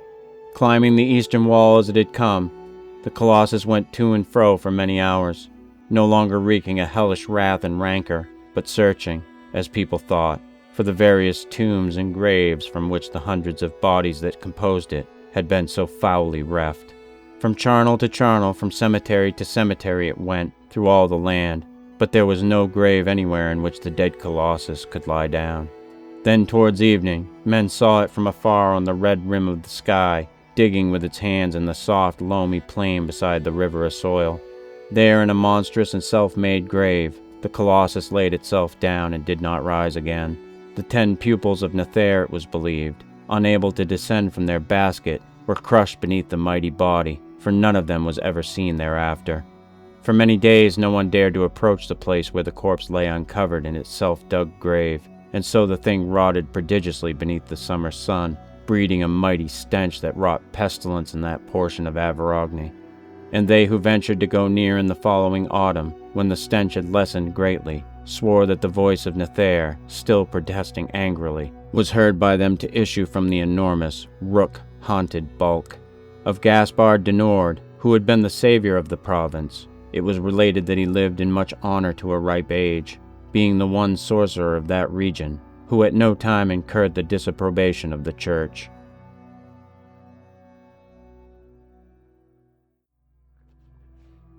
Demons of the Sea by William Hope Hodgson. "Come out on the deck and have a look, darky," Jepson cried, rushing into the half-deck.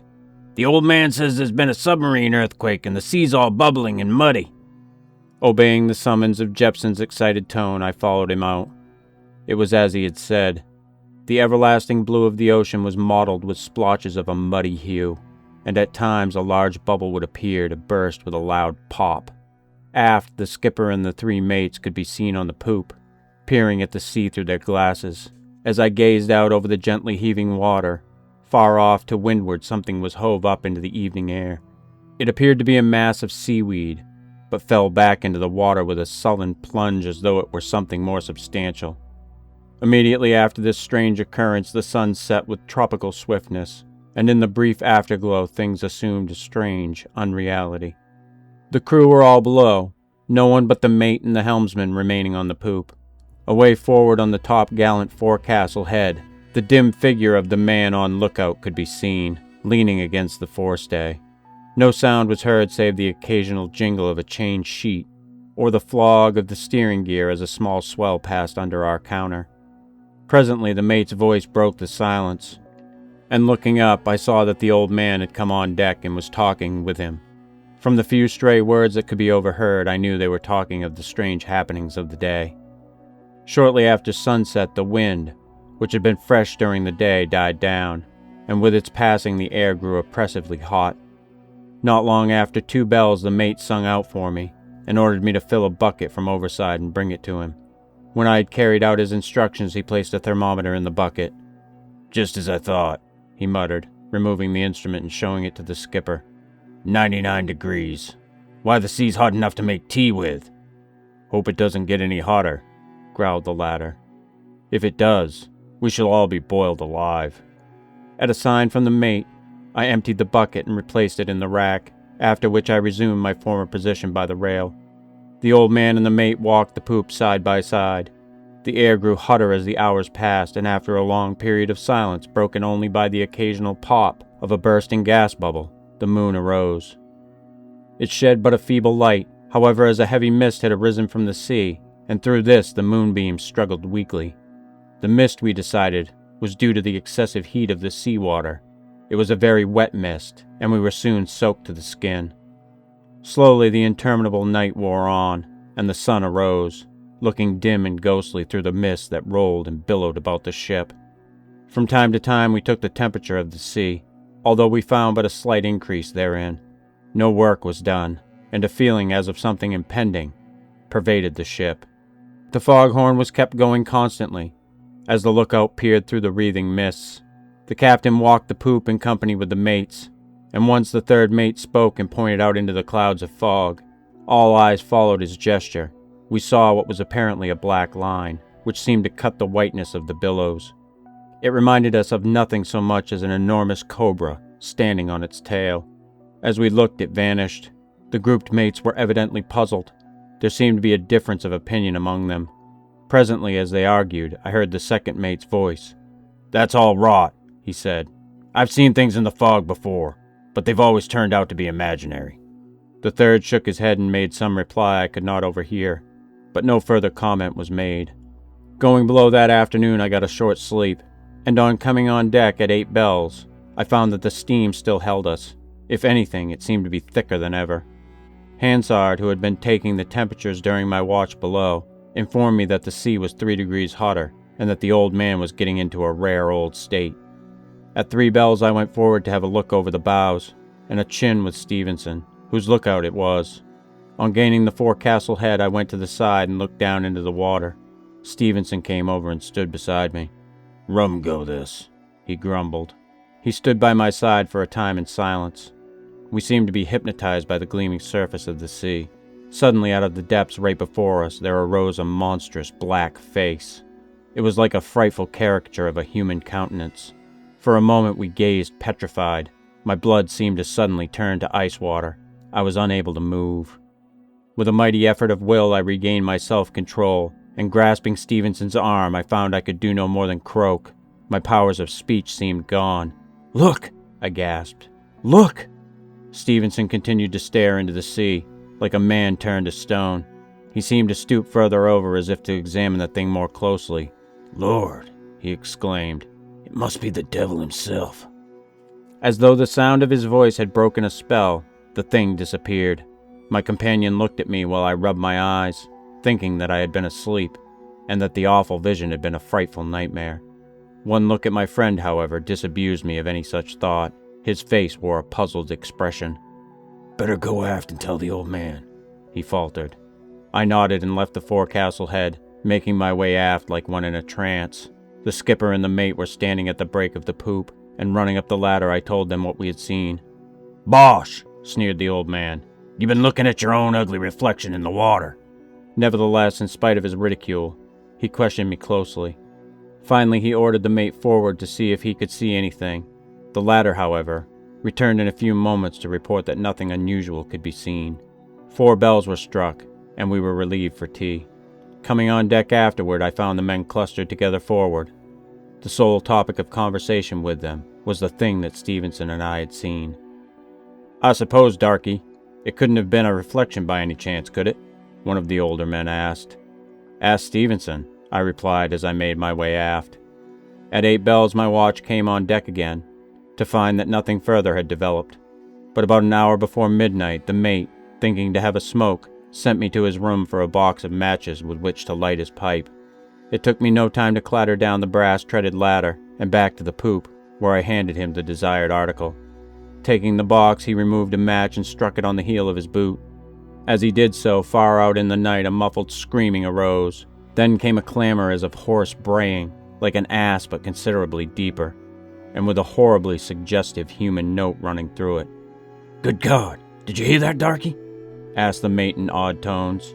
"Yes, sir," I replied, listening and scarcely noticing his question, for a repetition of the strange sounds. Suddenly the frightful bellowing broke out afresh. The mate's pipe fell to the deck with a clatter. "Run forward," he cried.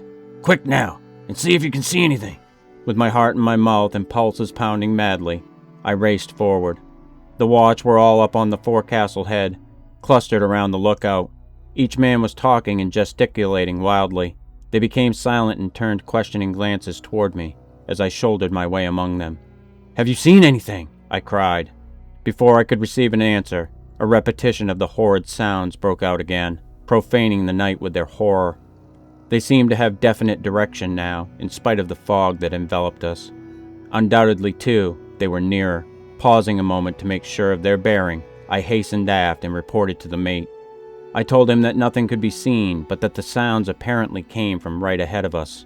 On hearing this, he ordered the man at the wheel to let the ship's head come off a couple of points.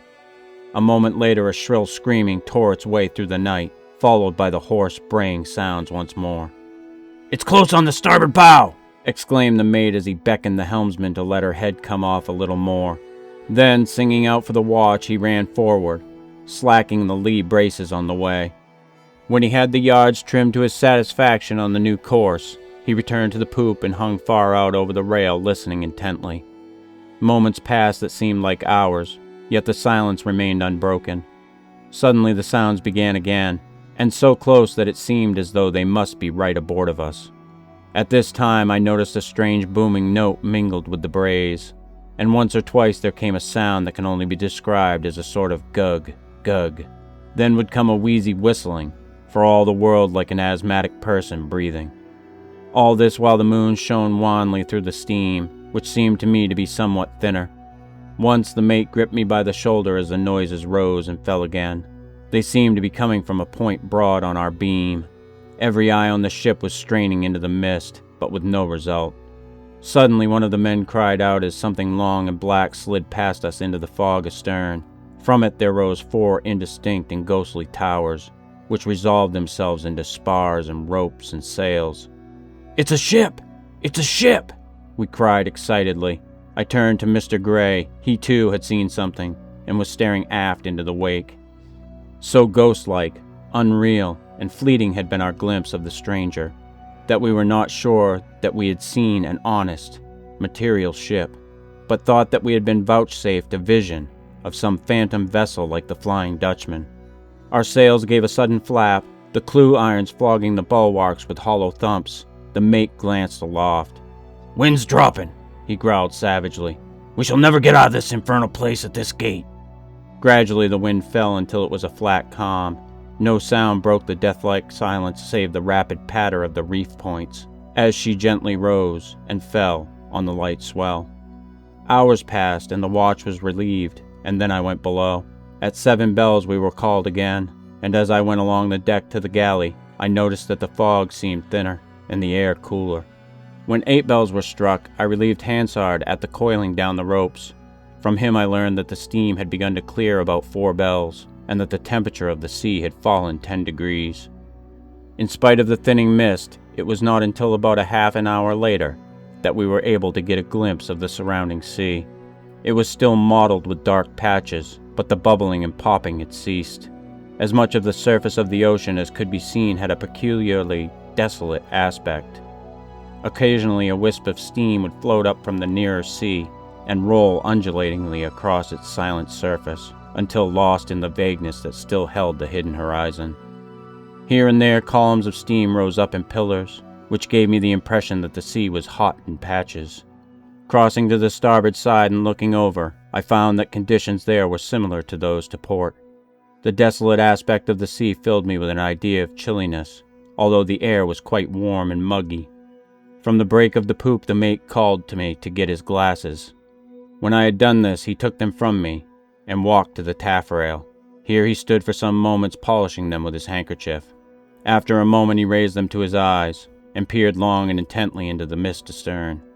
I stood for some time staring at the point on which the mate had focused his glasses. Presently something shadowy grew upon my vision. Steadily watching it, I distinctly saw the outlines of a ship take form in the fog. "See!" I cried, but even as I spoke, a lifting wraith of mist disclosed to view a great four-masted bark lying becalmed with all sails set, within a few hundred yards of our stern. As though a curtain had been raised and then allowed to fall, the fog once more settled down, hiding the strange bark from our sight. The mate was all excitement, striding with quick, jerky steps up and down the poop, stopping every few moments to peer through his glasses at the point where the foremaster had disappeared in the fog. Gradually, as the mists dispersed again, the vessel could be seen more plainly, and it was then that we got an inkling of the cause of the dreadful noises during the night. For some time the mate watched her silently, and as he watched, the conviction grew upon me that in spite of the mist, I could detect some sort of movement on board of her. After some time had passed, the doubt became a certainty, and I could also see a sort of splashing in the water alongside of her. Suddenly the mate put his glasses on top of the wheel box and told me to bring him the speaking trumpet. Running to the companionway, I secured the trumpet and was back at his side. The mate raised it to his lips and, taking a deep breath, sent a hail across the water that should have awakened the dead. We waited tensely for a reply. A moment later a deep, hollow mutter came from the bark. Higher and louder it swelled, until we realized we were listening to the same sounds we had heard the night before. The mate stood aghast at this answer to his hail. In a voice barely more than a hushed whisper, he bade me call the old man. Attracted by the mate's hail and its unearthly reply, the watch had all come aft and were clustered in the mizzen rigging in order to see better. After calling the captain, I returned to the poop, where I found the second and third mates talking with the chief. All were engaged in trying to pierce the clouds of mist that half hid our strange consort, and to arrive at some explanation of the strange phenomena of the past few hours. A moment later the captain appeared carrying his telescope. The mate gave him a brief account of the state of affairs, and handed him the trumpet. Giving me the telescope to hold, the captain hailed the shadowy bark. Breathlessly we all listened, when again, in answer to the old man's hail, the frightful sounds rose on the still morning air. The skipper lowered the trumpet and stood with an expression of astonished horror on his face. "Lord!" he exclaimed. "What an ungodly row!" At this, the third, who had been gazing through his binoculars, broke the silence. "Look!" he ejaculated. "There's a breeze coming up astern." At his words, the captain looked up quickly, and we all watched the ruffling water. "That packet yonder is bringing the breeze with her," said the skipper. "She'll be alongside in half an hour." Some moments passed, and the bank of fog had come to within 100 yards of our taffrail.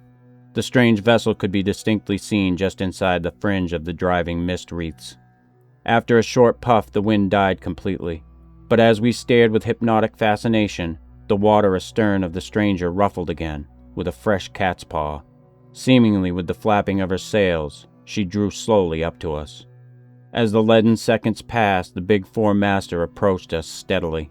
The light air had now reached us, and with a lazy lift of our sails, we too began to forge slowly through that weird sea. The bark was now within 50 yards of our stern, and she was steadily drawing nearer, seeming to be able to outfoot us with ease. As she came on, she luffed sharply, and came up into the wind with her weather leeches shaking. I looked toward her poop, thinking to discern the figure of the man at the wheel, but the mist coiled around her quarter, and objects on the after end of her became indistinguishable. With a rattle of chain sheets on her iron yard, she filled away again. We, meanwhile, had gone ahead, but it was soon evident that she was the better sailor, for she came up to us hand over fist. The wind rapidly freshened and the mist began to drift away before it, so that each moment her spars and cordage became more plainly visible. The skipper and the mates were watching her intently when an almost simultaneous exclamation of fear broke from them. "My God!" And well they might show signs of fear, for crawling about the bark's deck were the most horrible creatures I had ever seen. In spite of their unearthly strangeness, there was something vaguely familiar about them. Then it came to me that the face that Stevenson and I had seen during the night belonged to one of them. Their bodies had something of the shape of a seal's, but of a dead, unhealthy white. The lower part of the body ended in a sort of double curved tail on which they appeared to be able to shuffle about. In place of arms, they had two long, snaky feelers, at the ends of which were two very human-like hands, which were equipped with talons instead of nails. Fearsome indeed were these parodies of human beings. Their faces, which, like their tentacles, were black, were the most grotesquely human things about them, and the upper jaw closed into the lower, after the manner of the jaws of an octopus.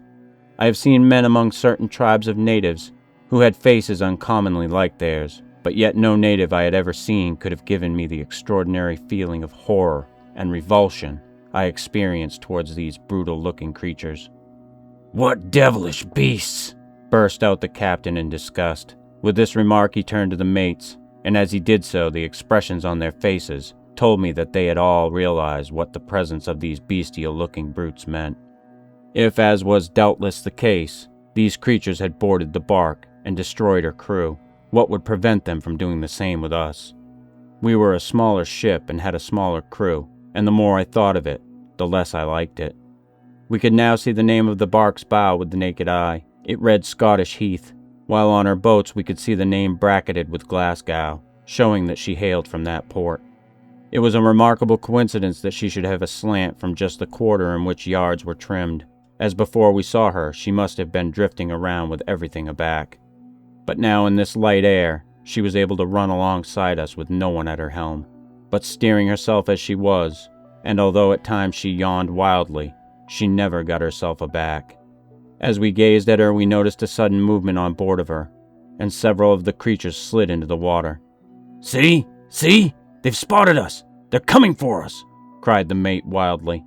It was only too true. Scores of them were sliding into the sea, letting themselves down by means of their long tentacles. On they came, slipping by scores and hundreds into the water, and swimming toward us in droves. The ship was making about 3 knots, otherwise they would have caught us in a very few minutes, but they persevered, gaining slowly but surely, and drawing nearer and nearer. The long tentacle-like arms rose out of the sea in hundreds, and the foremost ones were already within a score of yards of the ship before the old man bethought himself to shout to the mates to fetch up the half-dozen cutlasses that comprised the ship's armory. Then, turning to me, he ordered me to go down to his cabin and bring up the 2 revolvers out of the top drawer of the chart table, also a box of cartridges that was there. When I returned with the weapons, he loaded them and handed one to the mate. Meanwhile, the pursuing creatures were coming steadily nearer, and soon half a dozen of the leaders were directly under our counter.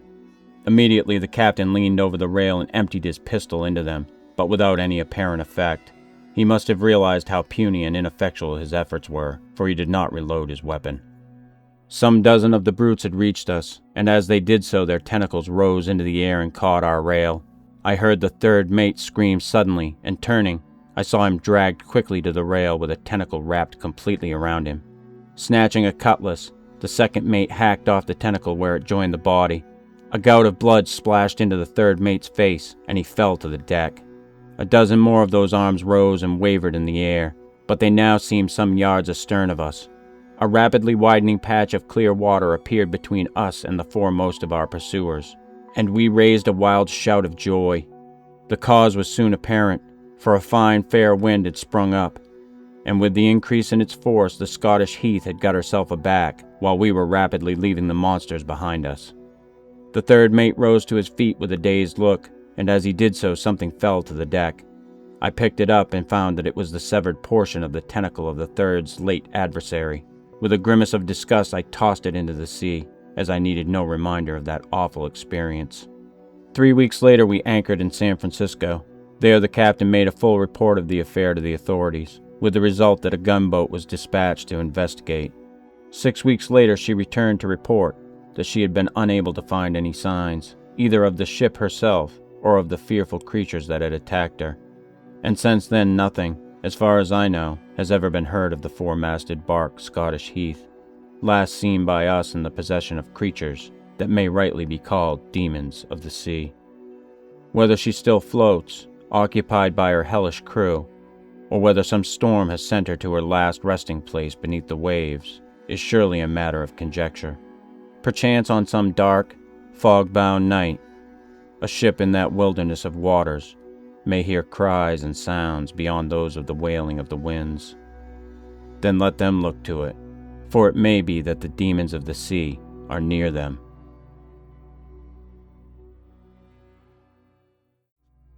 The Disinterment of Venus by Clark Ashton Smith.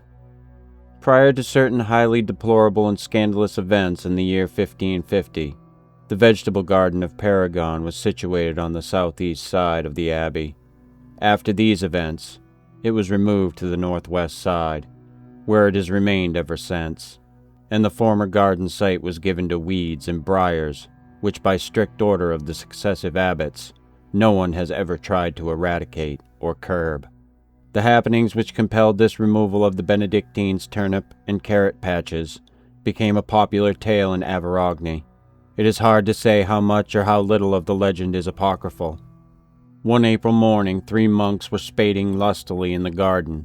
Their names were Paul, Pierre, and Hughes. The first was a man of ripe years, hale and robust. The second was in his early prime. The third was little more than a boy, and had but recently taken his final vows. Being moved with an especial ardor, in which the vernal stirring of youthful sap may have played its part, Hughes proceeded to dig the loamy soil even more diligently than his comrades. The ground was almost free of stones, owing to the careful tillage of many generations of monks, but anon through the muscular zeal with which it was wielded, the spade of Hughes encountered a hard and well-buried object of indeterminate size. Hughes felt that this obstruction, which in all likelihood was a small boulder, should be removed for the honor of the monastery and the glory of God. Bending busily, he shoveled away the moist, blackish loam in an effort to uncover it. The task was more arduous than he had expected, and the supposed boulder began to reveal an amazing length, and a quite singular formation as he bared it by degrees. Leaving their own toil, Pierre and Paul came to his assistance. Soon, through the zealous endeavors of the three, the nature of the buried object became all too manifest. In the large pit they had now dug, the monks beheld the grimy head and torso of what was plainly a marble woman or goddess from antique years. The pale stone of shoulders and arms, tinged faintly as if with a living rose, had been scraped clean in places by their shovels, but the face and breasts were still black with heavily caked loam. The figure stood erect as if on a hidden pedestal. One arm was raised, caressing with a shapely hand the ripe contour of shoulder and bosom. The other, hanging idly, was still plunged in the earth. Digging deeper, the monks uncovered the full hips and rounded thighs, and finally taking turns in the pit, whose rim was now higher than their heads, they came to the sunken pedestal, which stood on a pavement of granite. During the course of their excavations, the brothers had felt a strange, powerful excitement, whose cause they could hardly have explained, but which seemed to arise like some obscure contagion from the long-buried arms and bosom of the image.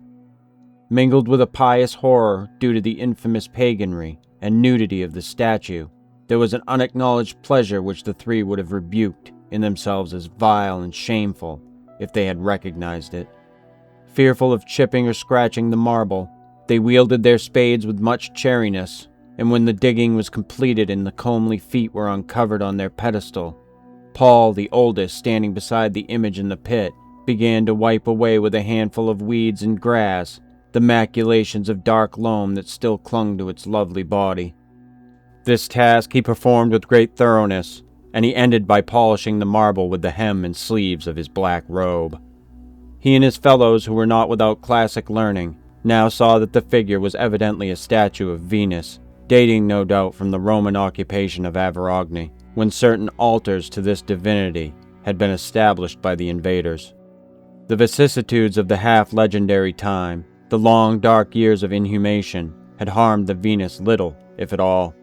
The slight mutilation of an ear tip half hidden by rippling curls, and the partial fracture of a shapely middle toe, merely served to add, if possible, a keener seduction to her languorous beauty. She was exquisite as the succubi of youthful dreams, but her perfection was touched with inalienable evil. The lines of the mature figure were fraught with a maddening luxuriousness. The lips of the full, Circean face were half pouting, half smiling, with ambiguous allure. It was the masterpiece of an unknown, decadent sculptor, not the noble maternal Venus of heroic times, but the sly and cruelly voluptuous Cytherean of dark orgies, ready for her descent into the hollow hill.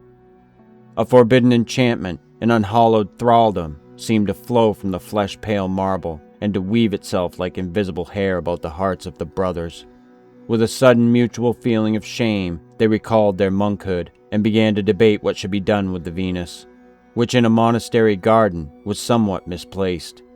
After brief discussion, Hughes went to report their find to the abbot and await his decision regarding its disposal. In the meanwhile, Paul and Pierre resumed their garden labors, stealing perhaps occasional covert glances at the pagan goddess. Augustine the abbot came presently into the garden, accompanied by those monks who were not, at that hour, engaged in some special task. With a severe mind, in silence, he proceeded to inspect the statue, and those with him waited reverently, not venturing to speak before their abbot had spoken. Even the saintly Augustine, however, in spite of his age and rigorous temper, was somewhat discomfited by the peculiar witchery which seemed to emanate from the marble. Of this he gave no sign, and the natural austerity of his demeanor deepened. Curtly he ordered for the bringing of ropes, and directed the raising of the Venus from her loamy bed to a standing position on the garden ground beside the hole. In this task, Paul, Pierre, and Hughes were assisted by two others. Many of the monks now pressed forward to examine the figure closely, and several were even prompted to touch it, till rebuked for this unseemly action by their superior. Certain of the elder and more austere Benedictines urged its immediate destruction, arguing that the image was a heathen abomination that defiled the abbey garden by its presence. Others, the most practical, pointed out that the Venus, being a rare and beautiful example of Roman sculpture, might well be sold at a goodly price to some rich and impious art lover. Augustine, though he felt that the Venus should be destroyed as an impure pagan idol, was filled with a queer and peculiar hesitation, which led him to defer the necessary orders for her demolishment. It was as if the subtly wanton loveliness of the marble were pleading for clemency, like a living form, with a voice half human, half divine.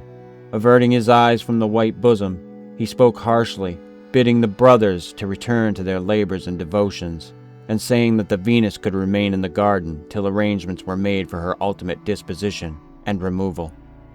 Pending this, he instructed one of the brothers to bring sackcloth and drape therewith the unseemly nudity of the goddess. The disinterment of this antique image became a source of much discussion and some perturbation and dissension amid the quiet brotherhood at Paragon. Because of the curiosity shown by many monks, the abbot issued an injunction that no one should approach the statue, other than those whose labors might compel an involuntary proximity. He himself at that time was criticized by some of the deans for his laxness in not destroying the Venus immediately. During the few years that remained to him, he was to regret bitterly the remissness he had shown in this matter. No one, however, dreamt of the grave scandals that were about to ensue shortly. But on the day following the discovery of the statue, it became manifest that some evil and disturbing influence was abroad. Heretofore, breaches of discipline had been rare among the brothers, and cardinal offenses were quite unknown. But now it seemed that a spirit of unruliness, impiety, ribaldry, and wrongdoing had entered Paragon. Paul, Pierre, and Hughes were the first to undergo penance for their peccancies.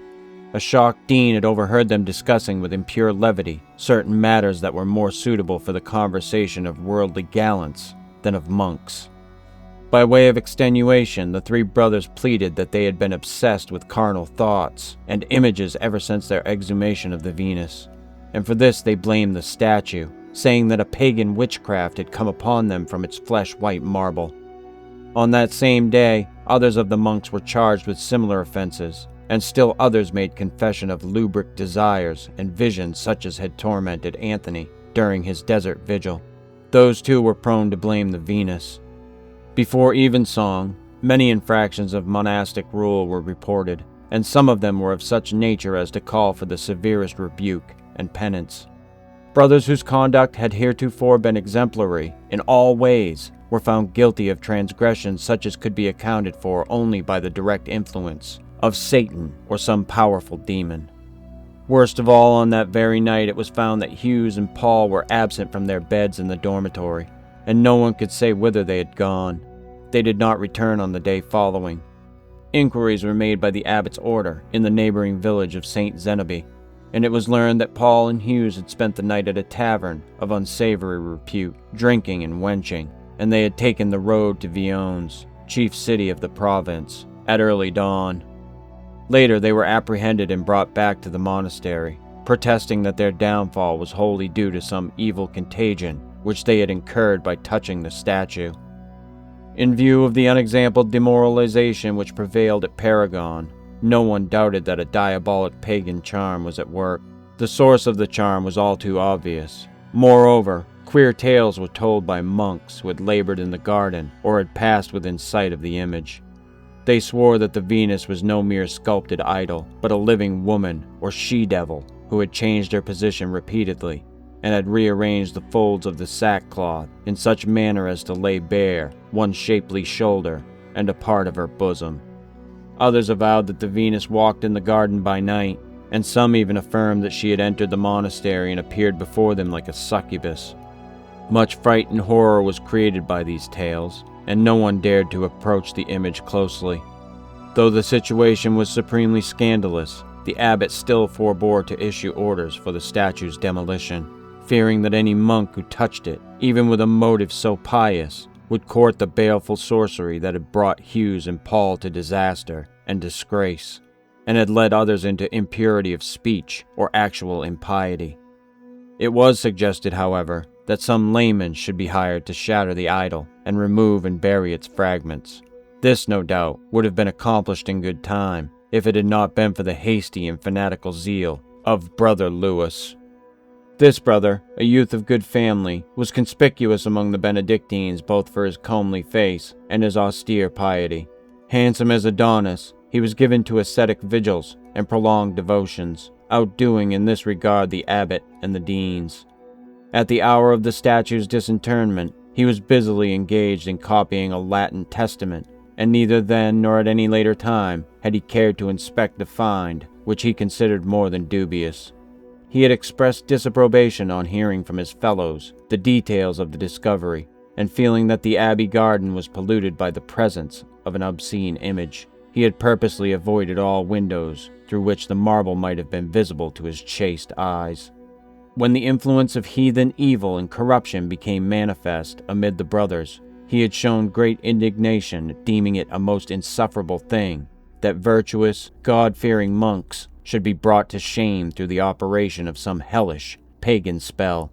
He had reprobated openly the hesitation of Augustine and his delay in destroying the maleficent idol. More mischief, he said, would ensue if it were left intact. In view of all this, extreme surprise and alarm were felt at Paragon when, on the 4th day after the exhumation of the statue, Brother Lewis was discovered missing. His bed had not been occupied on the previous night, but it seemed impossible that he could have fled the monastery, yielding to such desires and impulsions as had caused the ruin of Paul and Hughes. The monks were strictly interrogated by their abbot, and it was revealed that Brother Lewis, when last seen, had been loitering about the abbey workshop. Since formerly he had shown small interest in tools or manual labor, this was deemed a peculiar thing. Forthwith a visit was made to the workshop, and the monk in charge of the smithy soon found that one of his heaviest hammers had been removed. The conclusion was obvious to all. Lewis, impelled by virtuous ardor and holy wrath, had gone forth during the night to demolish the baleful image of Venus. Augustine and the brothers who were with him repaired immediately to the garden. There they were met by the gardeners who, noticing from afar that the image no longer occupied its position beside the pit, were hurrying to report this matter to the abbot. They had not dared to investigate the mystery of its disappearance, believing firmly that the statue had come to life and was lurking somewhere about the garden. Made bold by their number and by the leadership of Augustine, the assembled monks approached the pit. Beside its rim they beheld the missing hammer, lying on the clotted loam as if Lewis had cast it aside. Nearby was the sacking that had clothed the image, but there were no fragments of broken marble such as they had thought to see. The footprints of Lewis were clearly imprinted upon the pit's margin, and were discernible in strangely close proximity to the mark left by the pedestal of the statue. All this was very peculiar, and the monks felt that the mystery had begun to assume a more than sinister tinge. Then, peering into the hole itself, they beheld a thing that was explicable only through the machinations of Satan, or one of Satan's most pernicious and seductive she-demons.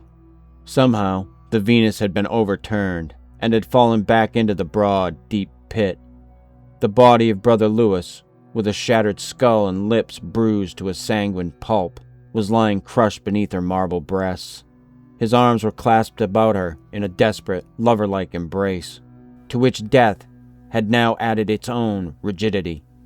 Even more horrible and inexplicable, however, was the fact that the stone arms of the Venus had changed their posture and were now folded closely about the dead monk, as if she had been sculptured in the attitude of an amorous enlacement. The horror and consternation felt by the Benedictines were inexpressible. Some would have fled from the spot in panic after viewing this frightful and most abominable prodigy. But Augustine restrained them, his features stern with the religious ire of one who beholds the fresh handiwork of the adversary. He commanded the bringing of a cross, an aspergillus and holy water, together with a ladder for use in descending into the pit, saying that the body of Lewis must be redeemed from the baleful and dolorous plight into which it had fallen. The iron hammer lying beside the hole was proof of the righteous intention with which Lewis had gone forth, but it was all too plain that he had succumbed to the hellish charms of the statue. Nevertheless, the church could not abandon its erring servant to the powers of evil. When the ladder was brought, Augustine himself led the descent, followed by 3 of the stoutest and most courageous brothers, who were willing to risk their own spiritual safety for the redemption of Lewis. Regarding that which ensued, the legends vary slightly. Some say that the aspersions of holy water made by Augustine on the statue and its victim were without palpable effect, while others relate that the drops turned to infernal steam when they struck the recumbent Venus, and blackened the flesh of Lewis like that of a month-old cadaver, thus proving him wholly claimed by perdition. But the tales agree in this, that the strength of the 3 stout brothers, laboring in unison at their abbot's direction, was impotent to loosen the marble clasp of the goddess from about her prey.